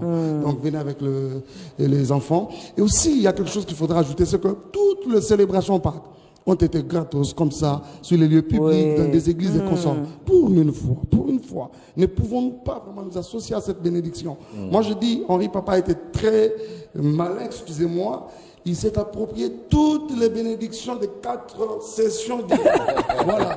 Pour une fois, nous avons l'opportunité de participer financièrement, question de partager ensemble cette bénédiction. Et aussi, il y a quelque chose qu'il faudra ajouter, c'est que toutes les célébrations Pâques ont été gratos comme ça, sur les lieux publics, dans des églises et consorts. Pour une fois, ne pouvons-nous pas vraiment nous associer à cette bénédiction? Et aussi, il y a quelque chose qu'il faudra ajouter, c'est que toutes les célébrations Pâques ont été gratos comme ça, sur les lieux publics, dans des églises et consorts. Pour une fois, ne pouvons-nous pas vraiment nous associer à cette bénédiction? Et aussi, il y a quelque chose qu'il faudra ajouter, c'est que toutes les célébrations Pâques ont été gratos comme ça, sur les lieux publics, dans des églises et consorts. Pour une fois, ne pouvons-nous pas vraiment nous associer à cette bénédiction? Moi, je dis, Henri Papa était très malin, excusez-moi. Il s'est approprié toutes les bénédictions des 4 sessions d'hiver. Voilà. Pour une fois, nous avons l'opportunité de participer financièrement, question de partager ensemble cette bénédiction. Vraiment, n'hésitez pas, prenez part à la chose. Que Dieu vous bénisse. Prenez part à la chose, c'est là donc notre conclusion pour ce nouveau numéro, et les vrais adorateurs, ceux-là qui sont là réunis, j'allais dire ce soir, mais ça dépend de l'heure à laquelle vous allez finalement regarder ce programme. Alors, préparez-vous. Après Kobina na partage Oyo bandeko baye kolobela Noël surprise ami bale bouti kolanda message Oyo bapesaki ndeko Medar tolandi yango na bandeko ozana maloba poyo lobaki motivation. Ndeko oyebi mbwa mesana ko yiba maki. Donc ata babeti fimbu motivation na yega oya okutega na maki na yebisaki binoke suite faut yeba batu bato balingi nzambe na bato balingi nzambe te. Mutu Bible lobi que vous ne servirez pas deux maîtres à la fois. Vous haïrez un et vous aimerez l'autre. Woko linga bango nyonso mibale te. Na yebisaki bino ke bokota la motivation na bango shit na point de shit na bango eza nini. Bayaki te po ba célébrer Pâques. Eza couverture. Ezali parure. Hein? Kombo ya Yesu lelo na Esaïe, tala Esaïe chapitre 4, elobi nini. Les 4 femmes saisiront et un seul homme. Et ils diront que laisse-nous manger notre pain. Sikoyo do tika biso na maloba na biso, tika biso na motivation na biso, mais pesa biso kaka nani kombo na yo. Ils voulaient se servir du nom de Jésus, mais ils ne sont pas avec Jésus. Au moins, motivation na bango eza mbongo. Or, il n'y a pas le rapport entre maman et Dieu. Jésus c'est Dieu. Alors maman c'est les démons qui contrôlent l'argent. Au moment où motivation na bango, ils sont venus pour chercher de l'argent parce qu'ils sont des commerçants. Non, ndeko. Quand même, hein. Ba propos na yonga nazo insister zaka toujours makas. Na sepene eloko moko wana frère Henri Papa lobi to banda yango depuis 2012 au fele 4 fois to sali yango fele pona o kaka 5e fois surtout eloko moko ya malamu ngana sepelo wana lobi ke balingaki ba billets zala na $20 bakabela batu ba DVD gratuitement mais bakitisi yango na $10 wana ba okabalisu ba supporter onda kosomba billet na $20 bakabeli support. Siko en quoi obenga bandeko miyibi est-ce que ça injure te? Ndeko avant de répondre on ça injure te. Si tu te retrouves dans la Bible lobi ne prenez point en Éphésiens chapitre 5 verset 11. Ne prenez point part aux œuvres infructueuses ya ténèbres, plutôt condamnez-les. Ceux qui n'ont condamné le ndeko. Yo le bazaba miyibi ba yibi ni. Oui. Parce qu'on ne peut pas se servir de Dieu qui donne tout gratuitement, le souffle gratuit, et la vie gratuite, et tout gratuit. Alors, va se servir na oyo ya peut gratuitement. Les dons gratuits, yo se servir na badonae pour que obana oteka yango. Mais va réduire na place ya billet $20. Bon, otuninga eloko wana pona nani. Avant koma na place ona ngana fongola. Na Matthieu chapitre 12. Ndeko. Totanga yango nano. 12.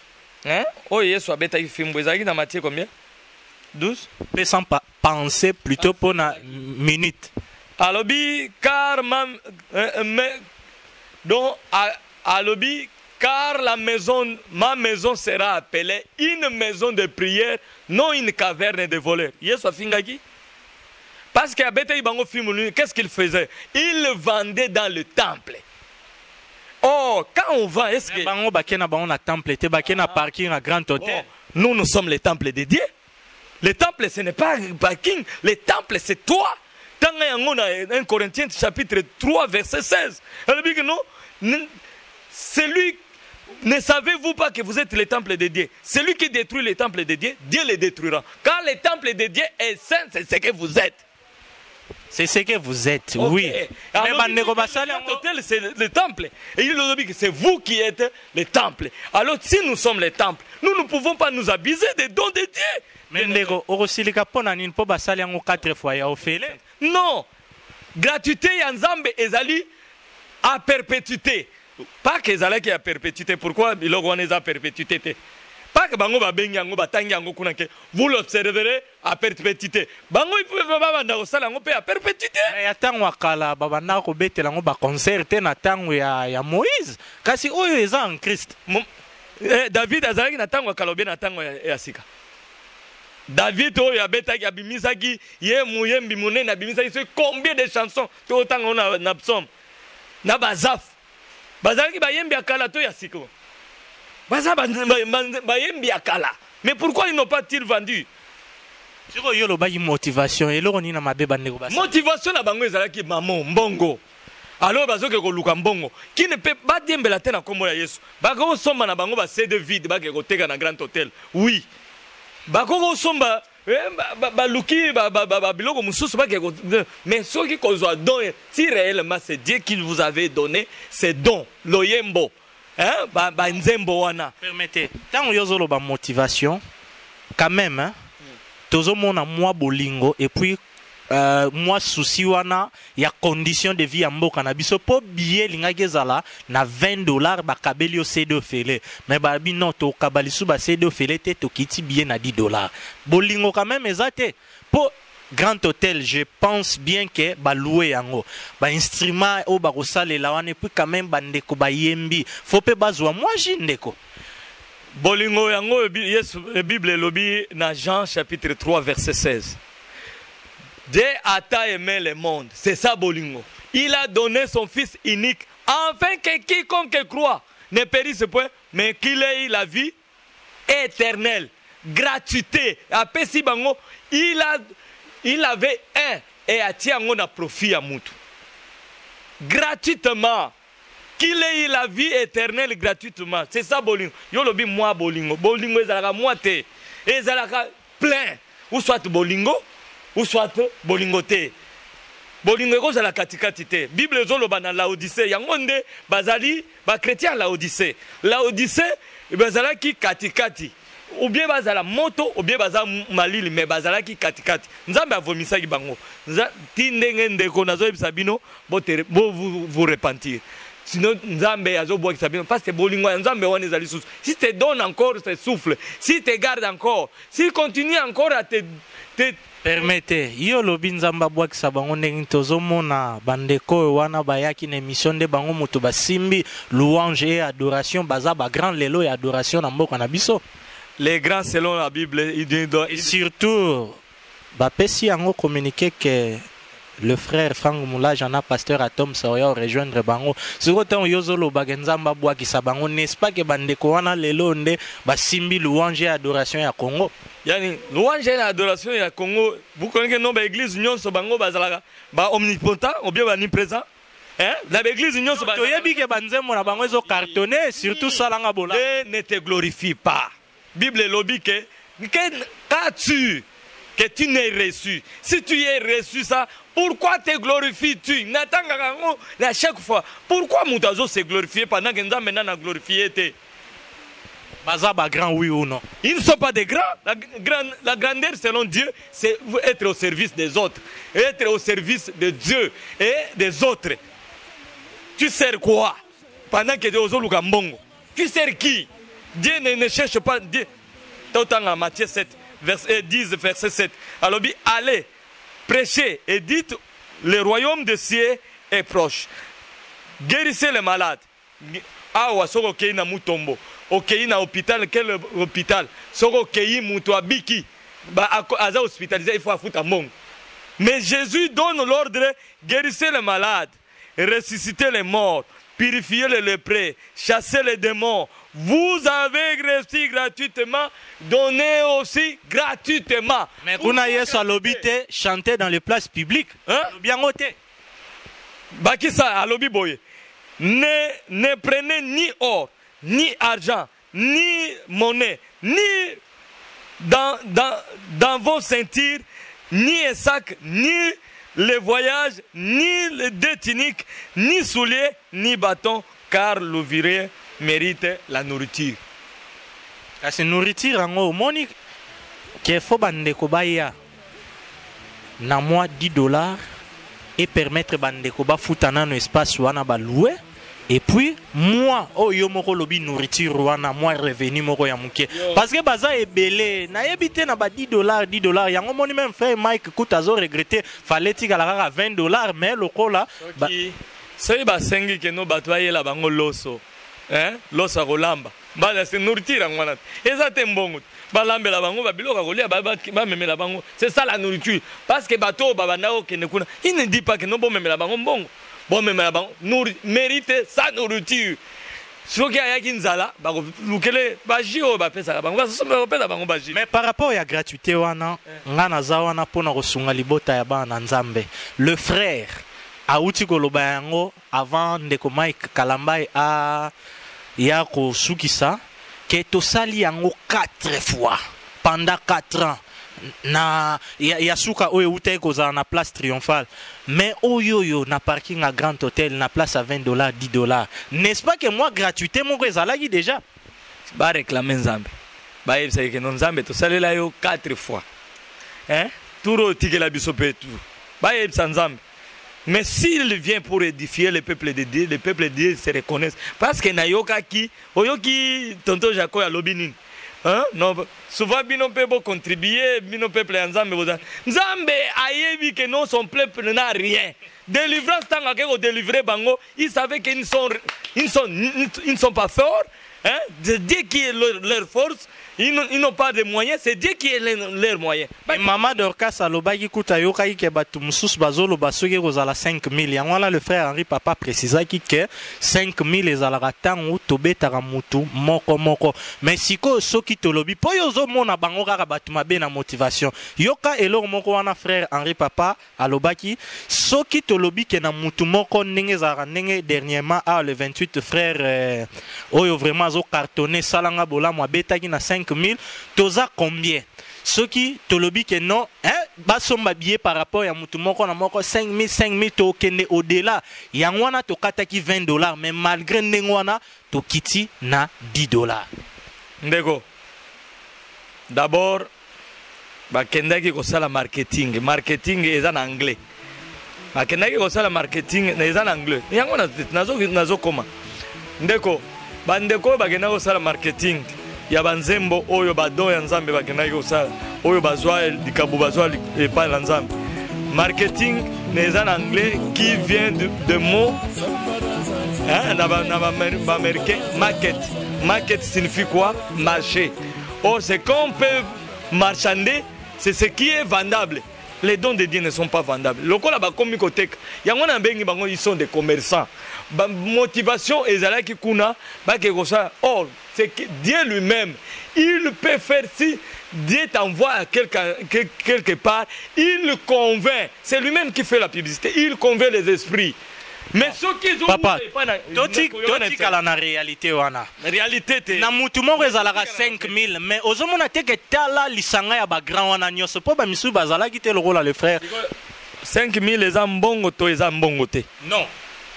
Par rapport ya coût, baza déjà combien wana na plateau? Ata 100 francs.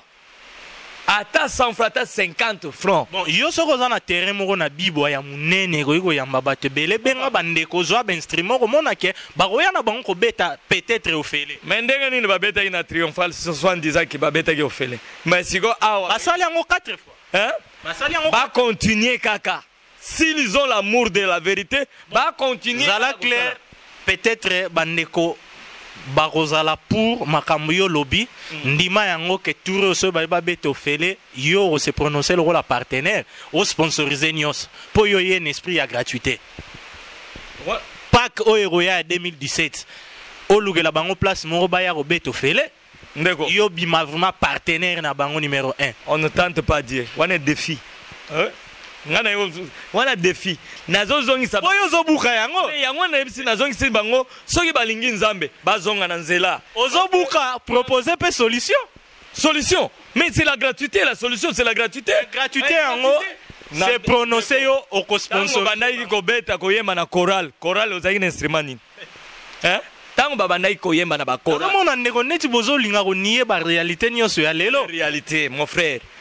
Soki ozwi ngolu wana nzambe ya komisio ozwi grâce ya kosoma instrument tia yango na profit si réellement bozo servir nzambe bo tia yango na profit nzambe parce que nzambe alobaki vous le célébrer en mémoire na mon souvenir ezate ke na souvenir na yo sikoyo mbongo wana ezoko kota na nzambe to ezoko kota na poche na yo mais bango baza basali ya nzambe basali ya nani bazo sala nzambe na loye yo kaza musali ya satana hein. Batoyo bazo yoka, baza basali na satana. Mon frère, c'est là où les gens se sont orgueillis. Parce que la Bible dit que l'humilité précède la gloire. La vie chrétienne, c'est la vie d'humilité. La vie, yako komitia nesika ya mutoyo o ya zangi. Mais oyebi ke bandeko wana balingami vraiment na population mingi. Quelle population? Ezala quinoise partout. Une population ignorante qui ne connaît pas Dieu. Ceux qui ont la lumière de la Christ, il y a Christ, ils ne peuvent pas faire des histoires pareilles. Allez, ça c'est le fanatisme. Or, dans le fanatisme, Nzambe azana ba fanatisme te. Dieu est dans sa parole. Moyebi ke na ba position yo yaka na ngona be mission na biso bandeko ebele ba kolinga yo te. Balinga ngai Bible lobi ata na linga mite pa batu mais si Dieu même je suis majoritaire. Parce que mieux vaut Nzambe. Pour la fois passée peut tout na communauté na yo, on lobby communauté na Jésus-Christ. Yende majorité nanga. Parce que communauté signifie ensemble, mais ngai ensemble nanga eza Yesu. Donc ce qui ata olingi ngai te, mais na pona bolingo Yesu, pona bolingo vérité ndeko, nazo senga yo linga Yesu, ko linganga pété. Mais ngai oyo nazo loba de la part du Seigneur. Si tu as l'amour de la vérité, aimez Jésus. Jésus lui-même, il dépose cet amour-là en toi. Et tu vas voir que toutes ces histoires qui étaient comme considération, qui étaient comme intérêt, Paul Alobiango, tu verras au Banomonango Lokola, Pamba, la boue. Tout ce qui était pour moi comme des gains, aujourd'hui, je les regarde comme de la bouana. Ezali malobaya, apôtre Paul Nde, Nde Kombonde, Asukisi, pour na couper sa conseil par rapport à extrait, Yami Bale ou Touti Kolanda. Vérité ou réalité? Na yebite émission ya lelo, tozo continuer nango malembe tozo poussa na chute. Nde Koroi, le temps de Kombonde, Azali Kope Mamukie. Touti kolanda na yope ensemble na bandeko oyo bazali connecté na email TV na ba différents réseaux sociaux lolenge nini bandeko ba pesi programme ya concert loro la bo poser déjà fondement ya Noël boza libre plutôt ya Pâques boza libre siko par rapport ya réalité oyo pona bandage pa ya ndeko medari loro la lobela ki motivation oyo bandeko basali yo lokola mosali na nzambe eza malamu to mabe? Merci. Je crois même Ndeko Medar a outi koloba nyonso donc nazana ko bakisa ebelete parce que il a brossé tous les tableaux. Mais na ozonga un peu na Pâques. Pardon limisanga, bo limisanga na ozonga un peu Pâques. Donc on a différence nini entre fête ya Pâques ya ba juif na fête ya Pâques na biso ba chrétien. Na fête ya Pâques ya ba juif na lobaki yango bazebisa bango boko fêter Pâques wana na Nion Pascal na ba herbe amer na ekozala roti na biloko mosusu. Mais na biso bana nzambe totangi yango na 1 Corinthiens chapitre 5 verset 7 à 8, n'est-ce pas, que vous célébrons donc la Pâques, nous l'église, avec le pain. Premièrement avec quoi? Avec le pain sans levain. Le pain sans levain veut dire la vie de la pureté, de la sainteté, de la sanctification. 2, avec la vérité de Christ, la présence de Christ dans notre vie tous les jours. Et de 3, avec sincérité. Maintenant, tant que tangi biloko oyo, pain sans levain, pour la biso bananzam église, ils ont représenté vie à pureté, sans péché. Donc, ils ont recommandé na biso to mener vie à pureté, sans péché chaque jour, premièrement. Deuxièmement, avec sincérité. Dans Hébreux chapitre 10, verset 19, je crois. Bible lobby, approchons-nous de lui, lui qui Dieu, avec un cœur sincère. Tu vois la sincérité? Maintenant, biso to s'approche à la biso tous les jours. Et avec la vérité, ce que dans Ephésiens chapitre 6, verset 14, Bible lobby, ayez pour ceinture dans vos reins la vérité. Donc, cela veut dire que faites pas que nabiso mikolo nyonso. Maintenant, sen nabiso bananzambe. Sen ezali ordonné par Jésus-Christ. Yé mon kalobi, tout en verset on a pardon. Rapidement. Le temps ndeko azako luka verset boyebi yango que vérité ou réalité tozalaka kaka boye terre à terre, réalité vérité, pour que ma lobananzambe ete ya ma apprendre ou à laisser porte ezali ya kofungwama soki po lingi oya ko buka oyo ba invité na yambi lelo ba lobby numéro yango wana benga toko sala nayo émission oko édifier bana nzambe na vérité oyo yo okomona ete ezali ya malam. Maintenant, dans scène, le repas du Seigneur. Pas la Pâque du Seigneur. Le repas du Seigneur. Parce que notre repas, Christ a été immolé une fois pour toutes. Fini. Maintenant, il nous a amenés dans son repos. Alors, dans le repos, dans le repos maintenant, toko célébrer au toko sala au babengi le repas du Seigneur. Dans 1 Corinthiens chapitre 11, verset à partir à verset 17. Soko kititi na se bazomona bazolo banaba Paul lazolo ba chrétien makambu oyo nazobisa bino nazui yango epa yankolo yé moko le Seigneur a recommandé yango que faites ceci en vous souvenant de moi. Donc souvenir ya koliwa na lycée ko yankolo sumasia. Mais yango na pe frère Henri Papa Lobaki. Non.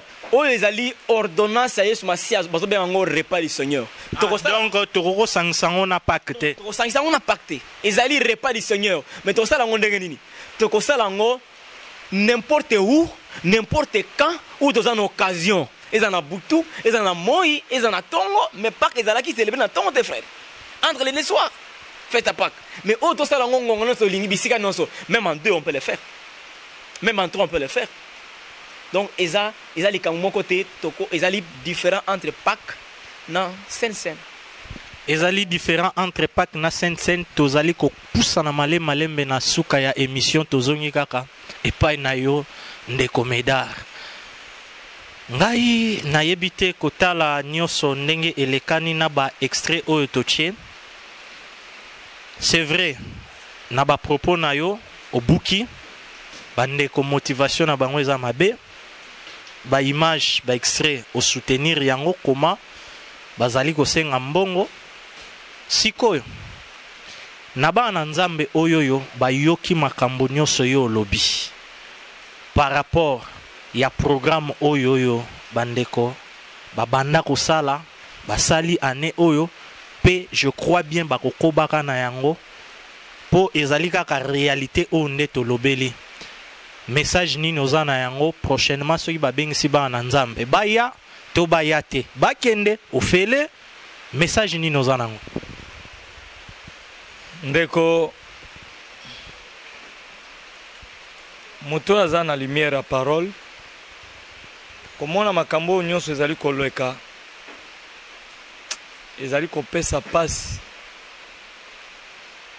yango oyo ekotisi confusion na kati ya baeglise tozalaka na teme na biso ya confusion ya makasi or mwana nzambe nyonso nzambe atia kati na ye molimo et Saint-Esprit est là, c'est un enseignant par excellence, c'est lui qui nous convainc et c'est lui qui nous fait voir que oyezali malamu oyezali mabe soki tozala molimo wana tozali komona déjà que bandeko babimi libanda oyo pe azala molimo na nzambe molimo pe kosunga ye que non ezali normal te mais soki ozokende kono ok koyoka musique parce que la musique est définie comme l'art de combiner les sons d'une manière agréable à l'oreille des hommes pas de Dieu hein? Or la musique touche l'âme, ne touche pas l'esprit. Ça ne touche pas, ça touche l'âme et le corps, mais ça ne touche pas l'esprit. L'esprit en Zambie n'a que faire avec cette musique-là. Or, pour que nous avons touché l'âme. Même musique profane, soit disant binobozo bengango profane. Ceux qui, moi, somo kitoko yoki, lokolope ningalaka. Pour dire que ça édifie en quoi? Parce que nyonso oyo te sali faut ça la sujet édification. Ezali ko édifier yo mutu. Or bino koto bo changer de bo comme ici que non chanter c'est prier deux fois. Na Bible oyo nazana ngoa na tia comme on a passage moko te que non quand on chante on prie deux fois. Non. Bible lobby a-t-il quelqu'un parmi vous est-il quelqu'un parmi vous a un cantique qu'il chante? Nako chanter yango bongo et ko édifier oyayoki muninga mususu azawana. C'est ça le culte raisonnable oyo Bible zali ko senga biso na Romains 12. Mais leloyo ba culte na biso komi lieu de concert eza sous-noté parce que pasteur est sec, il n'a plus le message, il ne laisse que la musique jouer. Or comme ça touche l'âme muta ningani atoki ndenge na moni petoto jako ana lobike to tsoki to bini na toka pe kala na toki. Non, ce n'est que un sentiment. Or la joie n'est pas un sentiment. La joie c'est le fruit de l'esprit. Or la joie, le fruit de l'esprit, nous avons la patience, la tempérance. A souligné point à lobby que la Pâque, il fallait pas observer en na herbe amère. Herbe amère, et ça qui était mouton ya kolia. Donc bololo les autres sa souffrance.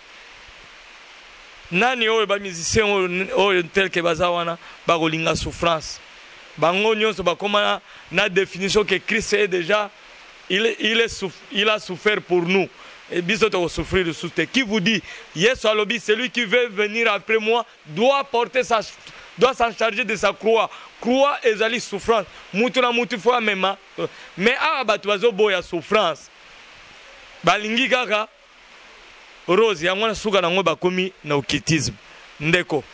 Suka nango soki olingi souffrance te, tu ne veux pas marcher comme Christ a marché, tu vas aboutir na occultisme. Et occultisme n'aime pas la souffrance, non. Oh non, Christ a koufa déjà pour na biso, biso suka na biso il faut to koufa na kati ya rose. Ndeko.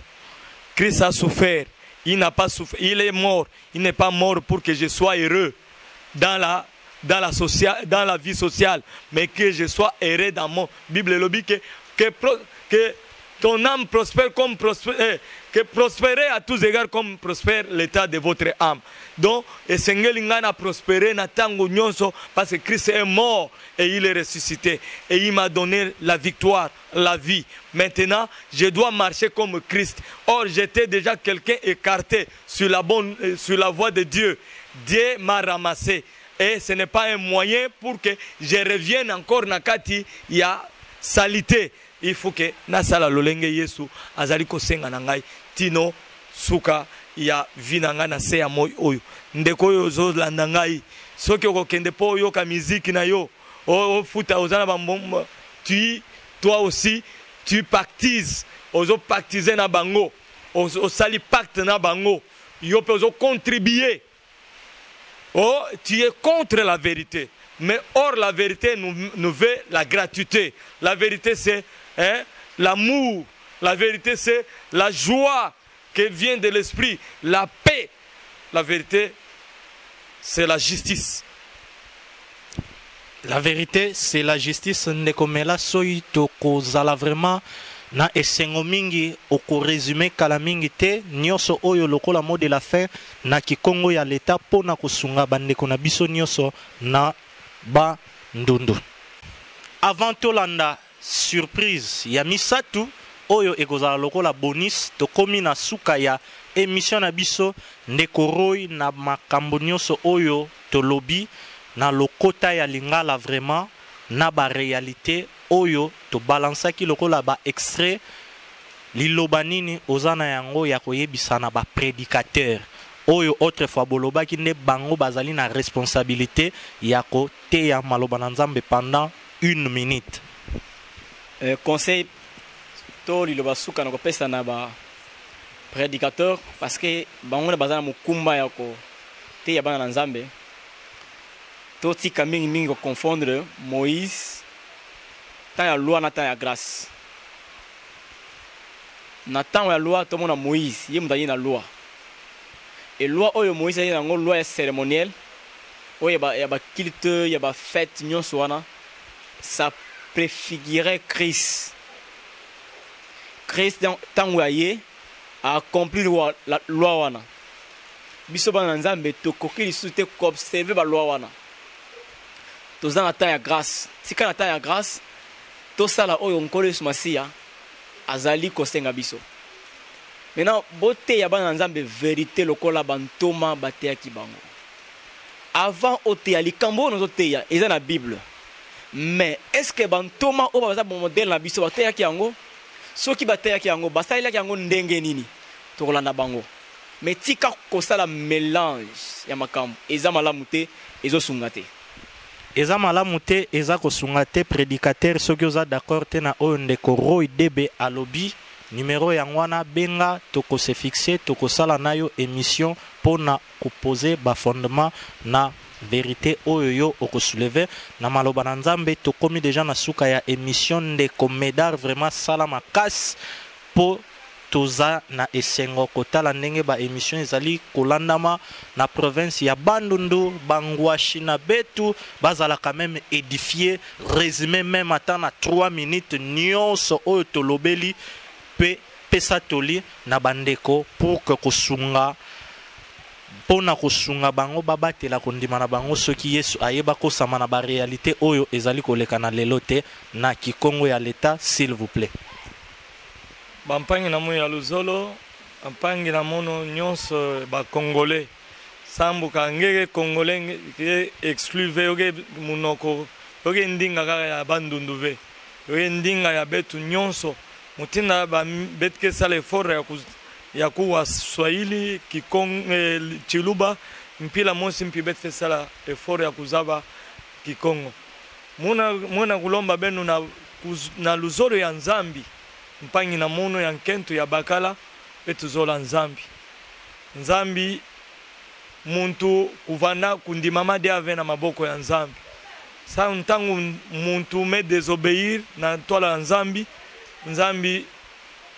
ku losayani Bible na tola de tous sont péchés tous sont privés de la gloire de Dieu nyonso ya ku sumukaka nyonso vala kundimama de ave na tola Nzambi me nzambi na bolingo nandi ame tinda mwana nandi diaka sana kurepeshe betu na kubenda betu pembena yani mambi ya betu salante betu vutukila yo diave yoge mona vi na betu nyonso nge muntu mekuma na vie en Christ nge fe vutuka dia na vie antama ve nge fe vutuka dia ve na vie ya masumu yo masumu ke ku kabula muntu na nzambi masumu ke nata muntu na lufwa ya ntete betke mona na ke masumu nge nata ke ku kabula muntu na nzambi lufwa zole ka muntu ke continue ka na masumu nsuka na yoke lufwa ya nitu pangi na munu nge mtu na ulanda bimai bible ya ikaka yoke na munu moshive kangege zola nzambi medite ndinga nzambi ngeta mona ba verite mingi bima betre o bagayo ve na place ankaka kaka na kati ya ndinga nzambi yae bima ya nzambi ke na kubuya yo ina bantu ke na kusala ina ya betu fe sala ina nzambi ke lomba betu yo ina betu ke sala ve nge mona vende betu ke na kufrustrer ntima ya nzambi betu ke na kupesa dia nzambi ntima de façon que a détruire dia mukidia ya nchi ntoto ye mutinda a détruisaka nani Sodome na Gomorrhe kabe a détruire bantu kwata taguluka ndeko mpangi na mu nge na opportunité sambo nge saisir na ndinga nzambia bome tula na ntwala na nge lufwa na lujingu mambote na mambi pona mingi muntu ta boye songa ndi pona Yesu mesonga betu ndebe pona lujingu na mambote me muntu ke ko pona nga mambi ina nzambi ke buya yo ina muntu ke pona sana ngingelu ku kwena na shwa bonde nani mbishi ke raisonnable mbishi ndege raisonnable me muntu ya nzambi meganga na mpila nani ke amepesa nge raisonnement ata ngelu nkondana esprit na yandi me conscience kele na kati na nge kesonga ngende yaige mambote yaige mambi mpangi na mundu Yesu mezola nge diaka Yesu kezola nde nge guluka nge baka lujingu yamvu namvu nzambi kusankumu na beno siko yongana bakisana nini na Swahili kala mingi te meme na chiluba malembe vérité ou réalité ya lelo tozalaki na esengo ya kosala émission oyo pendant 2 heures du temps toyebi ete bandeko ebele boza choqué mingi pe bozali édifié vision yango wana tozali kozwa ba vérité nyonso plutôt ba réalité nyonso oyo tozali komona ezali na ba milliers chrétiens to comparer yango na ba vérité oyo ezali na maloba na nzambe. Merci na bino nyonso oyo vraiment botikalaki fidèle na ba encouragement na bino na oyo nyonso bozali kosala d'une manière ou d'une autre pour na avancement ya bonne nouvelle du royaume oyo ezali prêché na ba émission na biso. Que Dieu vous bénisse. Lokola na prometaki bino tosukisi na émission bye bye ba oyo bozo sepela Pâques bolanda prière pe na suka nango boko sembola loboko ba oyo pona bino Pâques ezalaka nango chaque jour. Bye bye. Que Dieu vous bénisse. Bonus yango wana. Ils n'ont pas encore reçu Jésus-Christ dans leur vie. On va faire l'appel, mais il dit chacun de vous va faire une prière. Une minute. Oh, wow. Voilà, pour aider ceux-là qui nous regardent. Ils veulent également appartenir à cette grande famille des enfants de Dieu. Aidez-le. Oui. Merci beaucoup. C'est vraiment un moment très solennel. On va se tenir la main. Ces moments ici changent l'éternité des gens. C'est ce moment qui fait que quelqu'un qui était voué à la perdition puisse obtenir la miséricorde et entrer au ciel et devenir aussi une source de bénédiction pour sa famille et son environnement. Je voudrais que toi qui nous suis en ce moment, que tu puisses bénéficier de tous les acquis de la croix en faisant avec nous cette prière. Tu vas dire, Seigneur Jésus, aujourd'hui, c'est un grand jour pour ma vie. Je t'ouvre mon cœur et je te reçois comme Seigneur et Sauveur de ma vie. Tiens-moi par la main, pardonne mes péchés et délivre-moi. Au nom de Jésus. Chacun va faire une prière, une courte prière pour ces instants. Je bénis le Seigneur pour ce qu'a fait Papa Henri tout à l'heure, parce qu'en fait, dans cette matière, il ne suffit pas seulement de croire du cœur. C'est par contre, à celui qui croira du cœur, il aura confessé de la bouche, qui parvient au salut. Comme tout à l'heure, vous veniez de faire cette prière après Papa Henri. Là, je vais prier pour vous et après moi, ce sera nos frères et sœurs, tout ça. Je bénis Seigneur ton nom pour cette opportunité bien que tu nous accordes de pouvoir prier pour nos bien-aimés, Seigneur. Je te prie, tendre Père, que toutes les personnes qui viennent tout à l'heure même de connaître cette expérience, de te recevoir dans leur vie comme Seigneur et Sauveur, que tu leur tiennes à la main. Seigneur, que dans leur marche, tu sois avec eux. Yes, Lord. En sorte, Seigneur, qu'ils grandissent dans leur foi. Yes. Qu'ils demeurent encore davantage soudés à toi et à toi seul. Seigneur, je sais une chose, je te prie, le vœu de mon cœur, ma grande prière, ce que jour où tu reviens, permet que nous soyons ensemble. Avec tous ces frères et sœurs disséminés à travers le monde. À toi la gloire, toi la gloire. Au nom de Jésus. Amen. Amen. Éternel Dieu, tu as dit, je connais mes brebis, et mes brebis me connaissent également. Éternel Dieu, alors que ces âmes viennent de t'accepter, donne-leur à toujours reconnaître ta voix Yes, Lord. et à toujours marcher selon que tu veux qu'ils marchent. Esprit de Dieu, c'est toi la force des enfants de Dieu. C'est toi qui nous donnes à marcher dans la sanctification. C'est toi qui nous donnes à glorifier Jésus dans toutes choses. Viens en aide de ces âmes.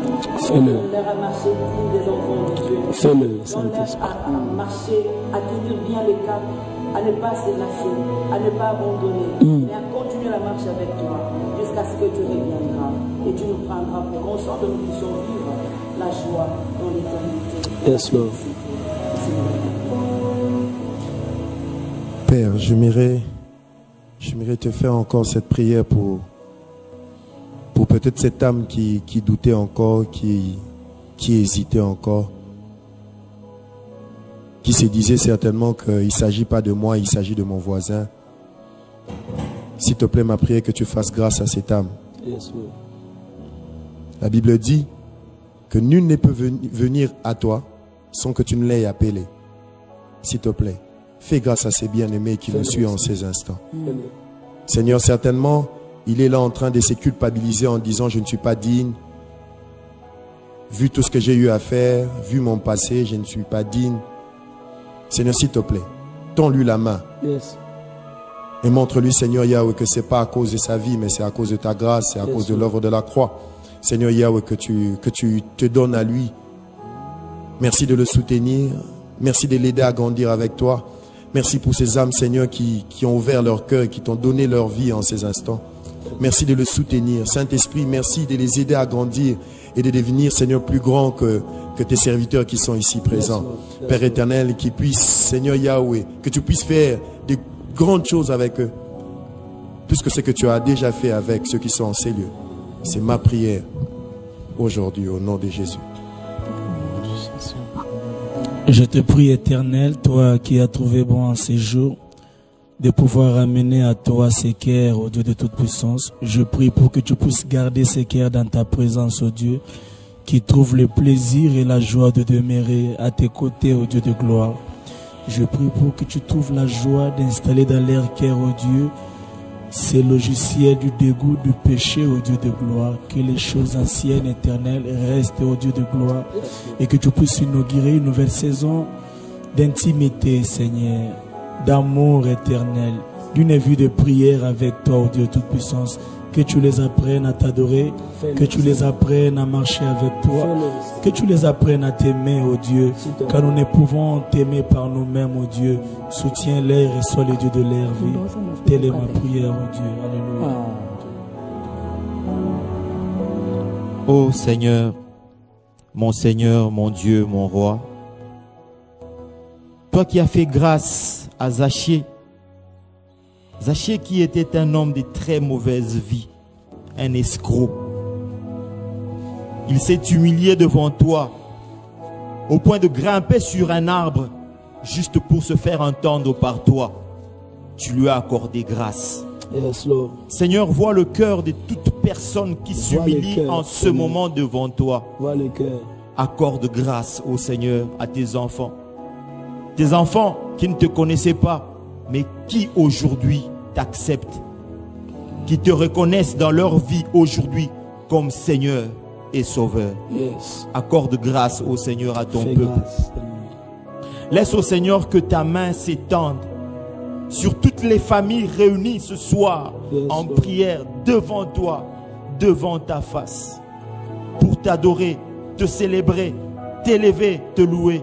Seigneur, que ta main s'étende sur toutes ces familles, oh Dieu, pour accorder ta bénédiction, cette bénédiction infinie.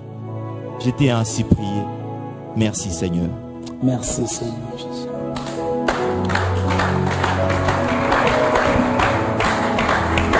Bienvenue dans la grande famille des enfants de Dieu. Vous ne serez pas déçus. Vous avez faim. Alors, préparez-nous quelque chose de... Pour la fin? Oui, pour la fin. Parce que c'est déjà la fin. On avait dansé au début, là. Oui. Ou mieux que Maintenant, ça? Non, mieux que ça. Mieux que ça, mais un peu seulement.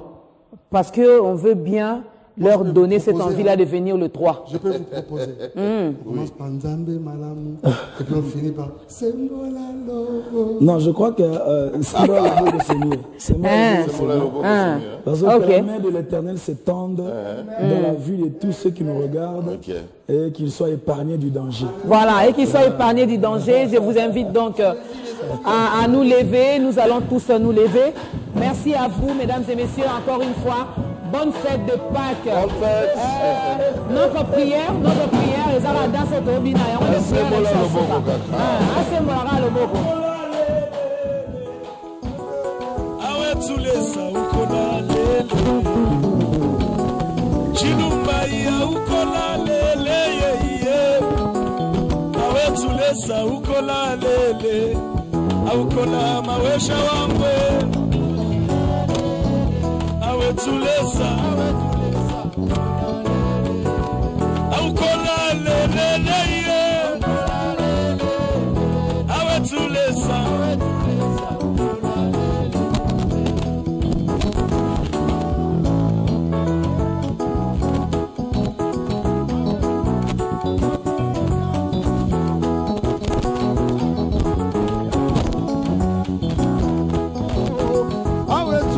Aukola lele, aukola mawisho wangu. Aukola lele, lele, awetulesa. Aukola lele, aukola lele, aukola lele,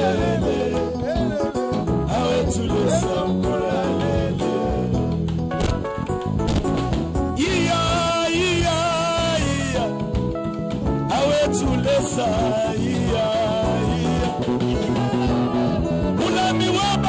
Shia Anjilwakwe awetulesa iya Jamila iwani lwakulele iyakwe iyakwe zambi wanye iyakwe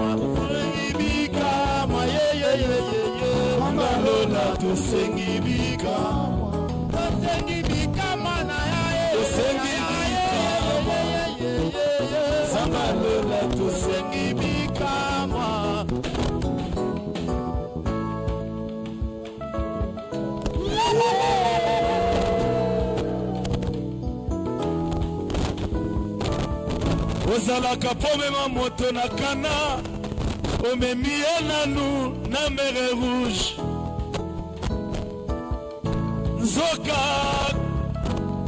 pasi nazomona na vi ezobombelanga kana nzoka koseka oyo mokili ezoseka yo ezobombela yo sourire.